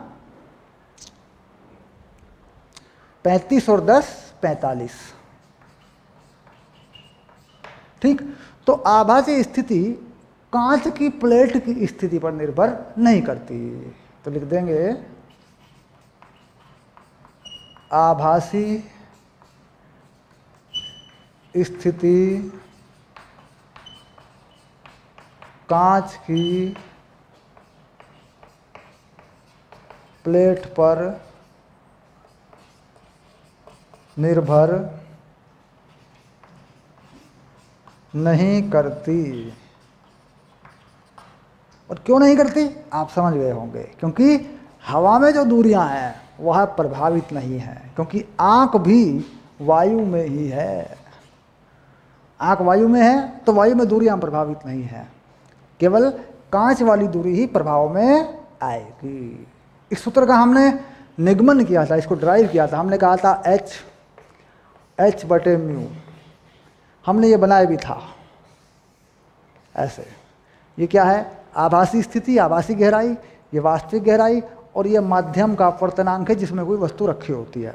ये तब है जब हवा में से देखा जाता है, वायु में से देखा जाता है, यानी पानी में किसी को देखते हैं, ठीक। चलिए, बेसिकली ये फॉर्मूला आपको पकड़ना है। ये है वास्तविक गहराई, ये है माध्यम का अपवर्तनांक जिसमें कोई वस्तु रखी होती है म्यू, और हवा में से देखते हैं तो ये चीज़ काम करती है। इसमें ये शर्त होती है कि बिल्कुल वस्तु के ऊपर से देखा जाए। अगर वस्तु के ऊपर से नहीं देखा जाता तो फिर ये सूत्र काम नहीं करता। एक दूसरा सूत्र मैंने आपको बना के दिया था, आप वहाँ पर जाएंगे वापस तो आपको मिलेगा, अपने लेक्चर के तीसरे चौथे लेक्चर में ये चीज़ आपको मिल जाएगी बहुत ही अच्छे से। वहाँ मैंने इसके आंक के उदाहरण भी करवा रखे हैं, ठीक। चलिए, 16 नंबर हो चुका, चलते हैं 17 नंबर पर।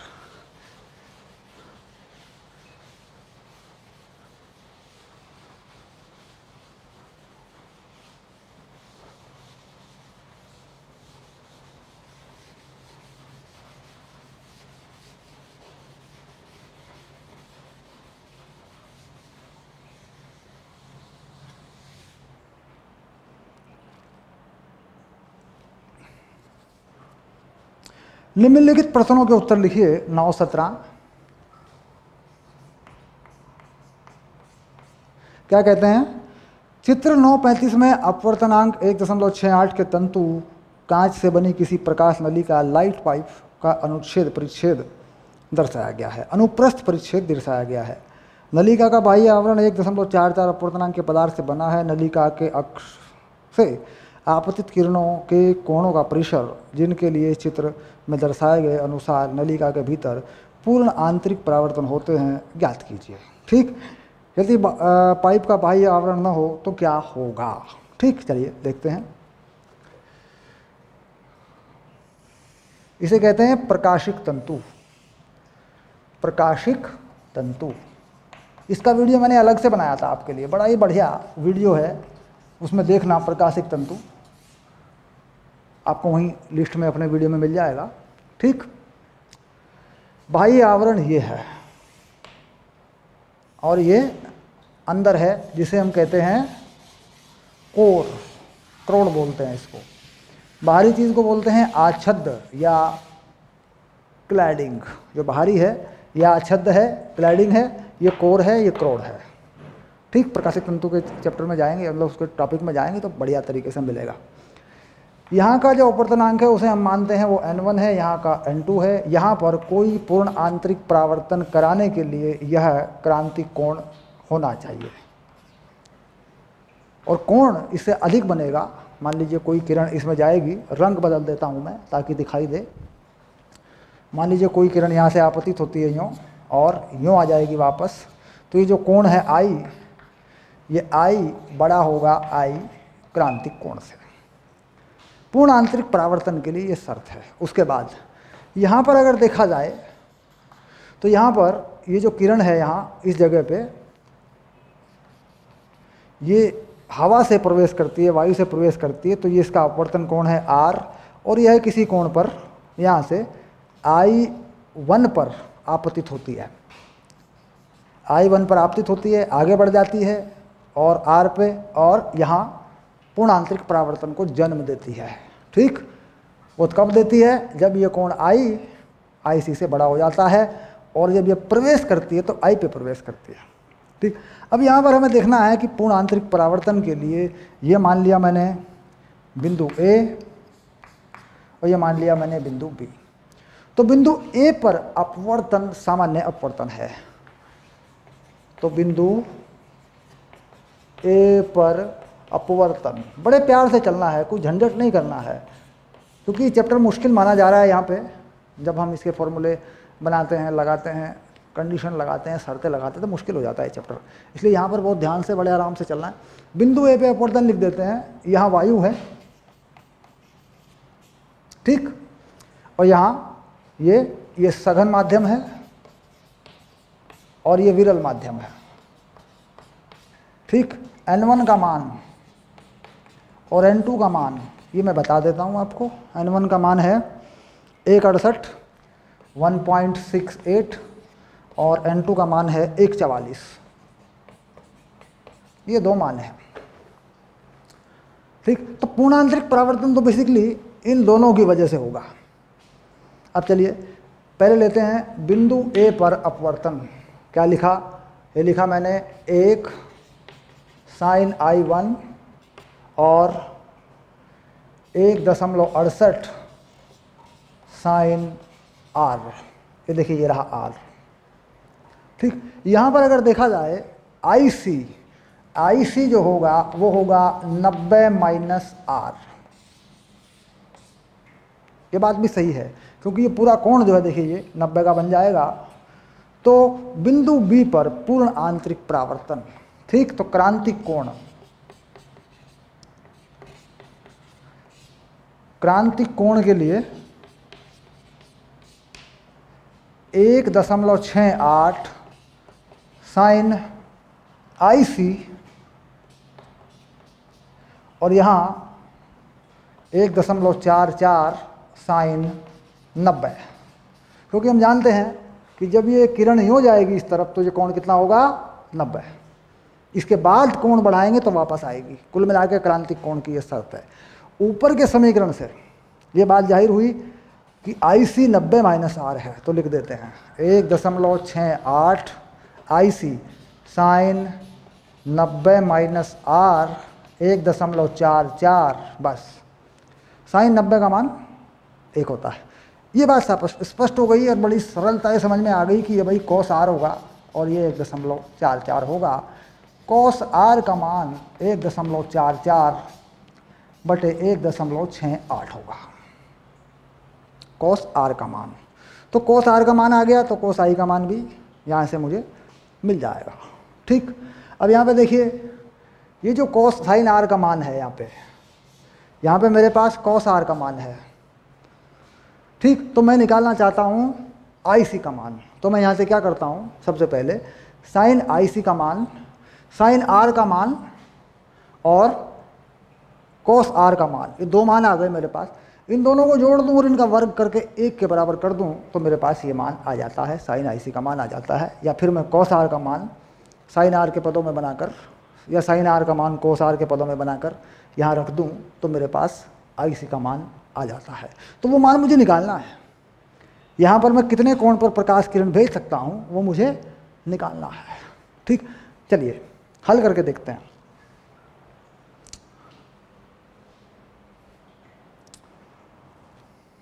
कुल मिलाकर कोस आर का मान मिल गया, ये देखिए ये रहा, और साइन आर का मान मिल गया। अब मैं साइन आर का मान यहाँ से निकाल लेता हूँ, साइन I1 बटे 1.68, साइन आर का मान कोस आर का मान। अब मैं क्या करता हूँ, sine square R plus cos square R ये 1 के बराबर कर देता हूँ। ये हम जानते हैं त्रिकोणमिति में बड़ा प्रसिद्ध सूत्र है, sine square theta plus cos square theta 1 होता है। तो कुल मिलाकर अब मैं इन मानों को साइन I1 बटे 1.68 का स्क्वायर प्लस 1.44 बटे 1.68 का स्क्वायर 1 के बराबर कर देता हूँ। कुल मिला के मैंने मान रख दिया साइन आर और कोस आर का। ये देखिए यहाँ से मैं ये जो चीज़ें देखो स्क्वायर में पड़ी है इसे इधर पहुँचा देता हूँ। साइन I1 1.68 का स्क्वायर माइनस 1.44 का स्क्वायर, क्योंकि देखिए ये लघुत्तम बन जाएगा स्क्वायर में, उधर चला जाएगा। ये मान आ गया मेरे पास साइन I1 का मान। यहाँ से मैं I1 का मान बता सकता हूँ, मेरे पास I1 का मान आ जाएगा। अब यहाँ पे साइन I1 का मान जो मेरे पास आ रहा है वो कितना आएगा, I1 आएगा मेरे पास साइन इनवर्स 1.68 का वर्ग माइनस 1.44 का वर्ग। ये मेरे पास साइन का मान आएगा। इस समय ये पता लग जाएगा कि मैं यहाँ कितने कोण पर प्रकाश दूं कि आगे पूर्ण आंतरिक परावर्तन की शर्त पूरी हो सके। अब उसके लिए मुझे यहाँ देखना पड़ेगा कि I1 का मान मैं इतना रखूँ जिस पर क्रांतिक कोण बना, इससे ज़्यादा करूँ, इससे कम करूँ। अब मुझे क्या करना है, एक किरण ऐसी बनाकर देखनी है जिससे कि ये कोण बढ़ जाए, ये कोण ऐसे बढ़ेगा। अगर मैं यहाँ मान बढ़ा दूँ थोड़ा सा, I1 का ये कर दूँ तो ये किरण इस तरफ को जाएगी और देखो ये कोण बढ़ जाएगा। इसका मतलब I1 का मान इस मान से अधिक होना चाहिए, यानी मैं अब यहाँ ऐसे बदल दूंगा इस चीज़ को। देखो ये बदल दिया मैंने, क्योंकि मैंने यहाँ पर क्रांतिक कोण के लिए शर्त बनाई थी। क्रांतिक कोण पे मुझे प्रकाश को इस तरफ नहीं भेजना है, मुझे प्रकाश को वापस भी लाना है। तो मैं क्या करूँगा, इस I1 की क्रांतिक कोण की शर्त में I1 को थोड़ा सा घटा दूंगा। तो मैंने यहाँ क्या किया, बढ़ा दिया, घटाता हूँ, घटाना पड़ेगा, ये लो, ठीक उल्टा कर दिया था। तो I1 का मान कम कर दिया मैंने अभिलंब के साथ, जिससे कि ये मान जो है, ये मान मैं कम करूँगा तो ये मान कम हो जाएगा, ये मान कम हो जाएगा, ये मान बढ़ जाएगा, ये मान बढ़ जाएगा। तो क्रांतिक कोण की शर्त बनी हुई है, तो इसका मतलब होगा कि अब ये किरण वापस आ जाएगी। तो ये उत्तर है तुम्हारा। I1 इससे कम कोण पर देंगे तो पूर्ण आंतरिक परावर्तन होता रहेगा, प्रकाश किरण आगे पहुंचती रहेगी। ठीक, पूर्ण आंतरिक परावर्तन की शर्तों को निकालना थोड़ा सा मुश्किल है। ठीक, चलिए ये बात समझ में आ गई होगी।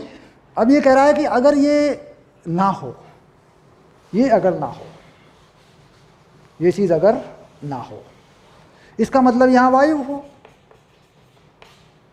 ठीक, तो वायु हो तो यहाँ 1 होगा, तो हम क्या करेंगे, यहाँ इसकी जगह पे बस 1 लिख देंगे। देखो जहाँ पे हमने इसमें ये लिखा है 1, दूसरे सवाल में कह रहा है, पहला तो हो चुका कि भाई यहाँ ऊपर ये 1.44 वाला हो ही ना, तो यहाँ भी वायु, यहाँ भी वायु। अब पूर्ण आंतरिक परावर्तन कराओ, कितना कोण है, तो N2 की जगह पे 1 हो गया। चलिए चलिए चलिए चलिए, तो फाइनल उत्तर में यहाँ 1 हो जाएगा, बस और कुछ नहीं होना। ये लो, ठीक, बाकी सब चीज़ें सेम चल रही हैं, कोई दिक्कत नहीं, सब चलता रहेगा। तो अब यहाँ से एक कोण और आएगा, अब उसके हिसाब से उत्तर बदल जाएगा आपका। ठीक, अब देखिए क्या ये संभव है, 16 का स्क्वायर कितना होगा, 16 का स्क्वायर होगा 2.56। ठीक, और उसमें से घटेगा 1, तो कितना होगा 1.56।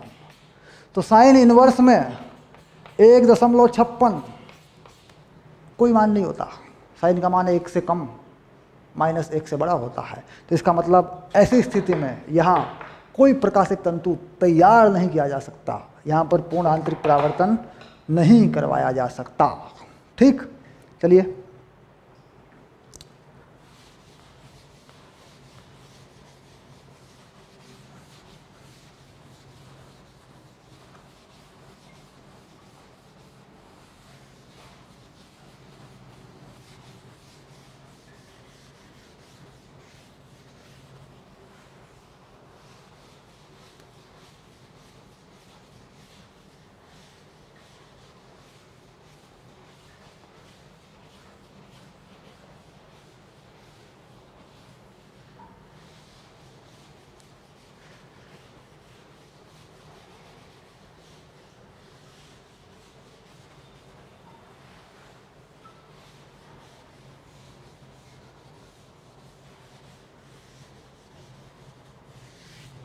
क्वेश्चन नंबर 17, पूर्ण आंतरिक परावर्तन के शर्तों पर आधारित, पूर्ण आंतरिक परावर्तन की शर्तों पर आधारित था। ठीक, चलिए अब लेते हैं 9-18। बड़ा ही बढ़िया सवाल है, बस एक चर्चा करनी है थोड़ी सी 9-18 में। 9-18 का पहला भाग, आपने सीखा है कि समतल तथा उत्तल दर्पण सदैव आभासी प्रतिबिंब बनाते हैं। क्या ये दर्पण किन्हीं परिस्थितियों में वास्तविक प्रतिबिंब बना सकते हैं? स्पष्ट कीजिए। यदि कोई प्रकाश का बिंब दर्पण के पीछे केंद्रित हो रहा हो, यदि कोई प्रकाश का बिंब दर्पण के पीछे केंद्रित हो रहा हो तो प्रतिबिंब वास्तविक भी होगा। कैसे, बना के देखते हैं। कह रहा है जी, क्या ये दोनों कभी वास्तविक प्रतिबिंब भी बना रहे हैं? अब देखिए, मान लीजिए कोई प्रकाश का बिंब इस तरफ से आता है, यूं,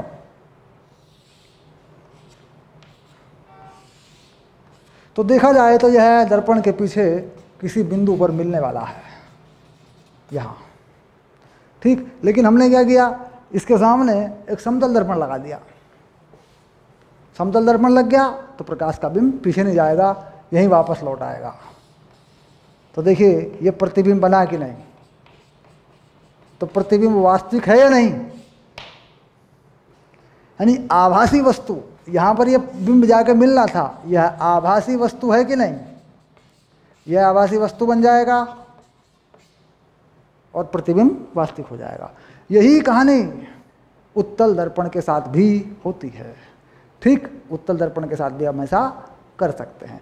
उत्तल दर्पण के साथ कैसे करेंगे? चित्र बना के करो ऐसे। उत्तल दर्पण, चलो इधर से डाल दूंगा, सीधा करके बना देता हूँ। उत्तल दर्पण, ये रहा उत्तल दर्पण। ये बना दिया, देखो। ठीक, अब मुझे कोई बिंब ऐसा डालना है जो इसके अंदर कहीं फोकस हो रहा हो। अब जैसे ऐसे देखो, यहाँ ये कोई प्रकाश आ रहा है ऐसे, और ये दर्पण के अंदर किसी बिंदु पे यहाँ मिलने वाला है, तो ये बन गई आभासी वस्तु।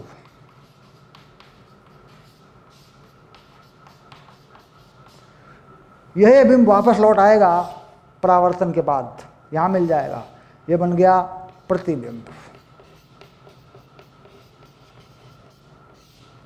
तो यानी दोनों ही दर्पण वास्तविक प्रतिबिंब बना सकते हैं यदि वस्तु आभासी हो। यदि कोई प्रकाश का स्रोत किसी बिंदु पर आकर, प्रकाश का कोई किरण का कोई पुंज दर्पण के पीछे किसी बिंदु पर आकर मिलता हुआ हो, तो बाहर उसका वास्तविक प्रतिबिंब बन जाता है। बिल्कुल इसी तरीके से। ठीक, तो उत्तर हो गया हाँ, उत्तर हो गया हाँ। और उत्तर में क्या लिख दिया? आभासी वस्तु हो, यदि आभासी वस्तु हो तो प्रतिबिंब वास्तविक बन जाते हैं, उत्तल दर्पण के लिए भी, समतल दर्पण के लिए। तो उत्तर हो गया हाँ। यदि वस्तु आभासी हो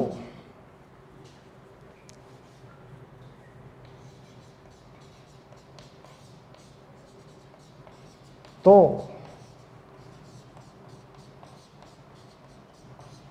प्रतिबिंब वास्तविक हो जाते हैं। यह उत्तल दर्पण व समतल दर्पण दोनों में हो सकता है। यह उत्तल दर्पण व समतल दर्पण दोनों में हो सकता है। ठीक हो गया उत्तर। ओके, अब लेते हैं बी। बी में क्या है जरा देखते हैं। हम हमेशा कहते हैं, हम क्या कहते हैं हमेशा, हम हमेशा कहते हैं, सदैव कहते हैं हम ये बात कि आभासी प्रतिबिंब को पर्दे पर केंद्रित नहीं किया जा सकता। आभासी प्रतिबिंब को पर्दे पर केंद्रित नहीं किया जा सकता। सही बात है, आभासी प्रतिबिंब दर्पण के पीछे बनता है, दर्पण में उसे पर्दे पे कहाँ से उतारेंगे। या फिर आभासी प्रतिबिंब लेंस से देखें तो उसी तरफ बनता है, जिस तरफ वस्तु होती है, तो उसे पर्दे पे कहाँ से उतारेंगे। ठीक, बात सही है ये। यद्यपि जब हम किसी आभासी प्रतिबिंब को देखते हैं तो हम इसे स्वाभाविक रूप से अपनी आँख की स्क्रीन रेटिना पर पाते हैं, लाते हैं। क्या इसमें कोई विरोधाभास है? बिल्कुल नहीं है, इसमें कोई विरोधाभास नहीं है। नहीं, कोई विरोधाभास नहीं है इसके अंदर। क्यों? क्योंकि आभासी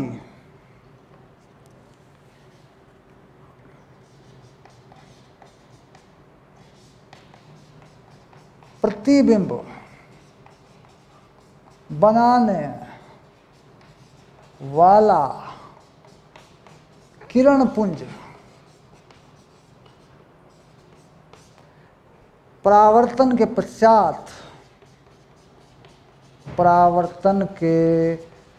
पश्चात हमारी आंख में आता है, वह रेटिना पर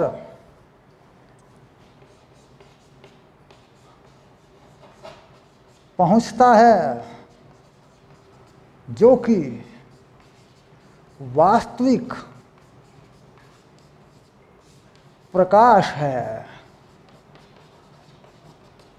इसमें कोई विरोधाभास नहीं है। ठीक, अब देखते हैं ये चीज होती कैसे है।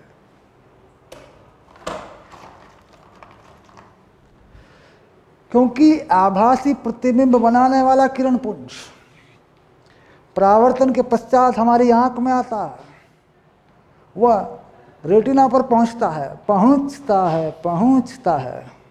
जो कि वास्तविक प्रकाश है। यानी वह प्रकाश किरण पुंज वास्तव में प्रकाश है। अब देखिए कैसे होता है। मान लीजिए ये समतल दर्पण है,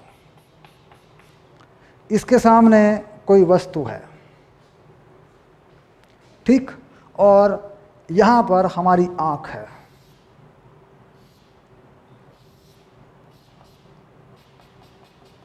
ऐसे, ठीक। तो यहां से अगर हम इसका प्रतिबिंब बनाएं तो बिल्कुल इतनी ही दूरी पर इसका प्रतिबिंब इसके पीछे यहां बन जाता है।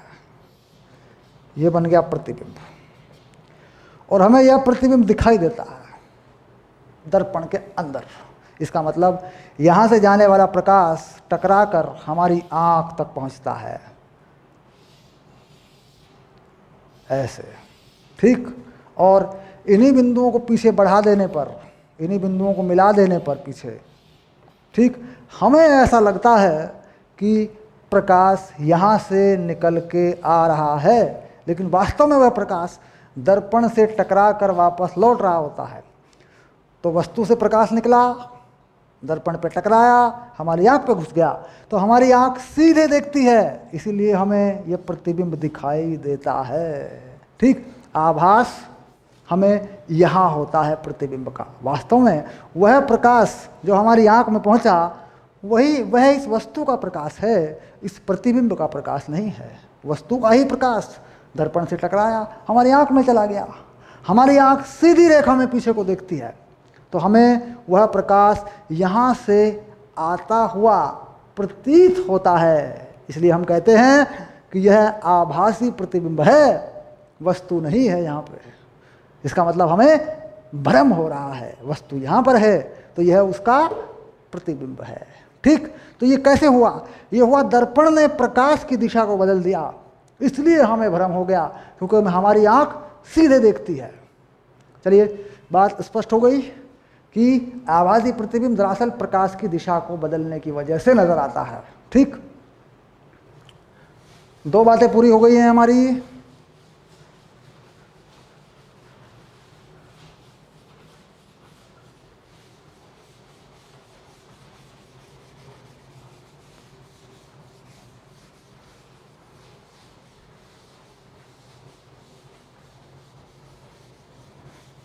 अब लेते हैं तीसरा बिंदु यानी सी। देखते हैं सी में क्या कहता है। किसी झील के तट पर खड़ा मछुआरा, सी में क्या कहता? किसी झील के तट पर खड़ा मछुआरा झील के भीतर किसी गोताखोर द्वारा तिरछा देखने पर अपनी वास्तविक लंबाई की तुलना में कैसा प्रतीत होगा, छोटा अथवा लंबा। किसी झील के तट पर खड़ा मछुआरा, तो पानी के अंदर से अगर कोई देखता है किसी चीज़ को तो वह दूर दिखाई देती है, लंबा दिखाई देगा। इसका सूत्र है हमारे पास, ये हम जानते हैं। आभासी गहराई अगर विरल माध्यम से सघन माध्यम में देखा जाए तो घट जाती है, और अगर सघन माध्यम से विरल माध्यम में देखा जाए तो बढ़ जाती है, सीधी बात है।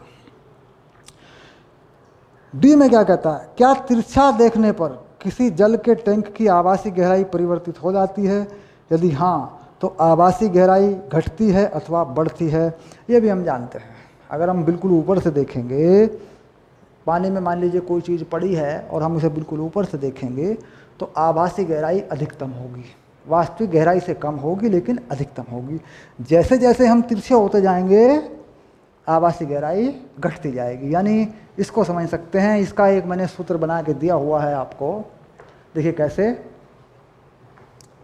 ये दरअसल डी हो गया अब, है ना। सी में तो कुछ था ही नहीं, सिंपल सवाल था। मान लीजिए ये जल का टैंक है, ऐसे, ये इसमें पानी भरा है,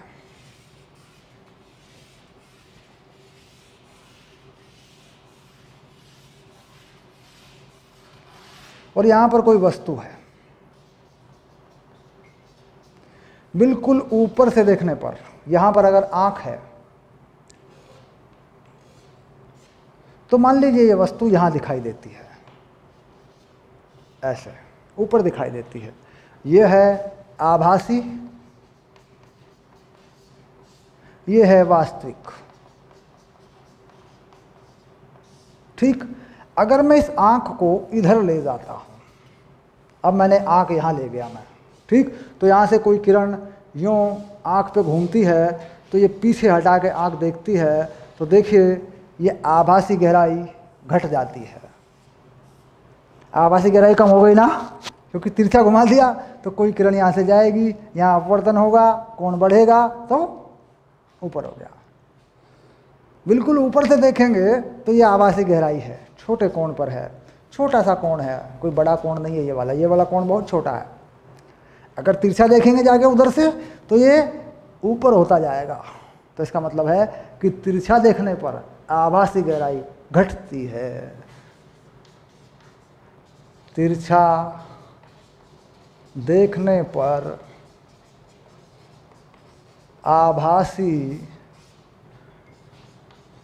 गहराई घटती है।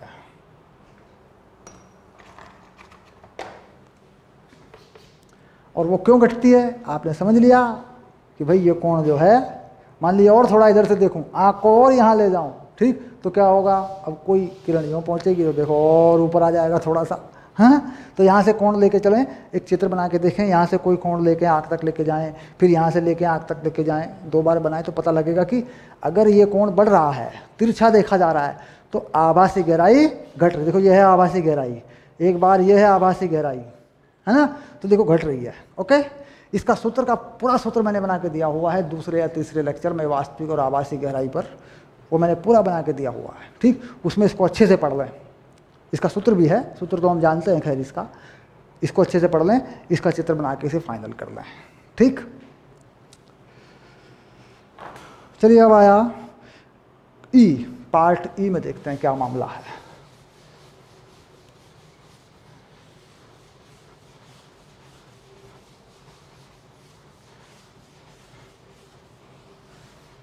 डी पार्ट के बाद आ गया ई पार्ट।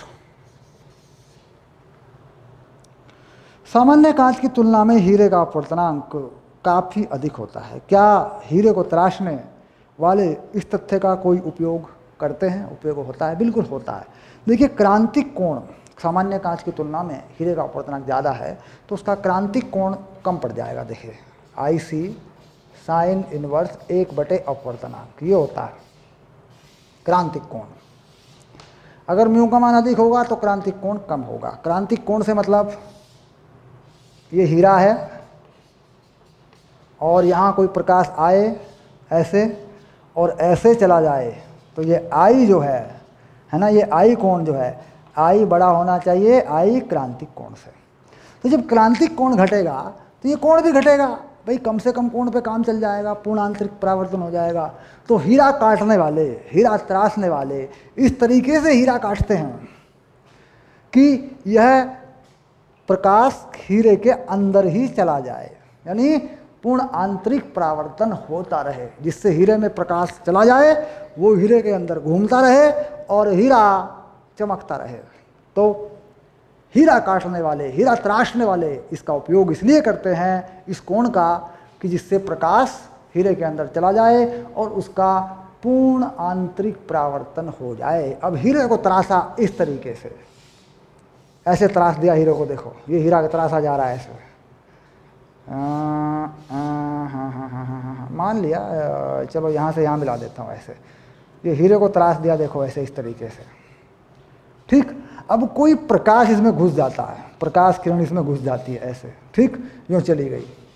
यहाँ क्रांतिक कोण से बड़ा कोण वापस, यहाँ क्रांतिक कोण से बड़ा कोण वापस, यहाँ क्रांतिक कोण से बड़ा कोण वापस, यहाँ क्रांतिक, तो पूर्ण आंतरिक परावर्तन हो रहा है कि नहीं हो रहा है? तो हीरा तराशने वाले इन कोणों का ध्यान रखेंगे, भाई कितने कोण पर हीरे को तराशें ताकि पूर्ण आंतरिक परावर्तन आसानी से होता रहे, ठीक।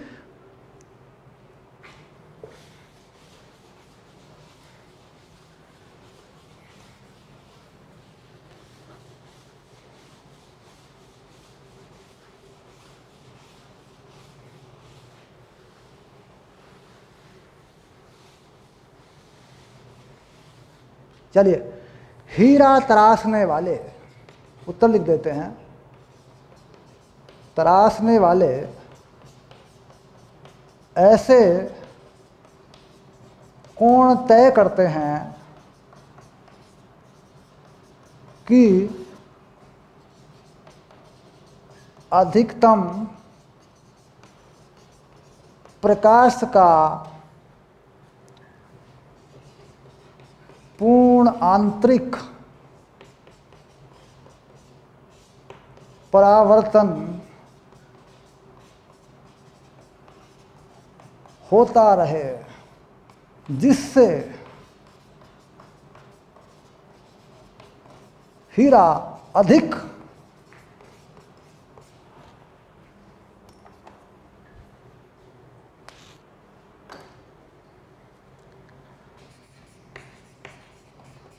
चमकता रहे। देखा एनसीईआरटी में कैसे कैसे सवाल है हो गया, ठीक। ये है साधारण सा उत्तर है और कारण मैंने आपका इसको चित्र बनाकर भी बता दिया है, इम्पोर्टेंट सवाल है, ठीक। ये हो गया हमारा नंबर 18 पूरा हो चुका। चलिए देखते हैं अगले सवाल की तरफ बढ़ेंगे।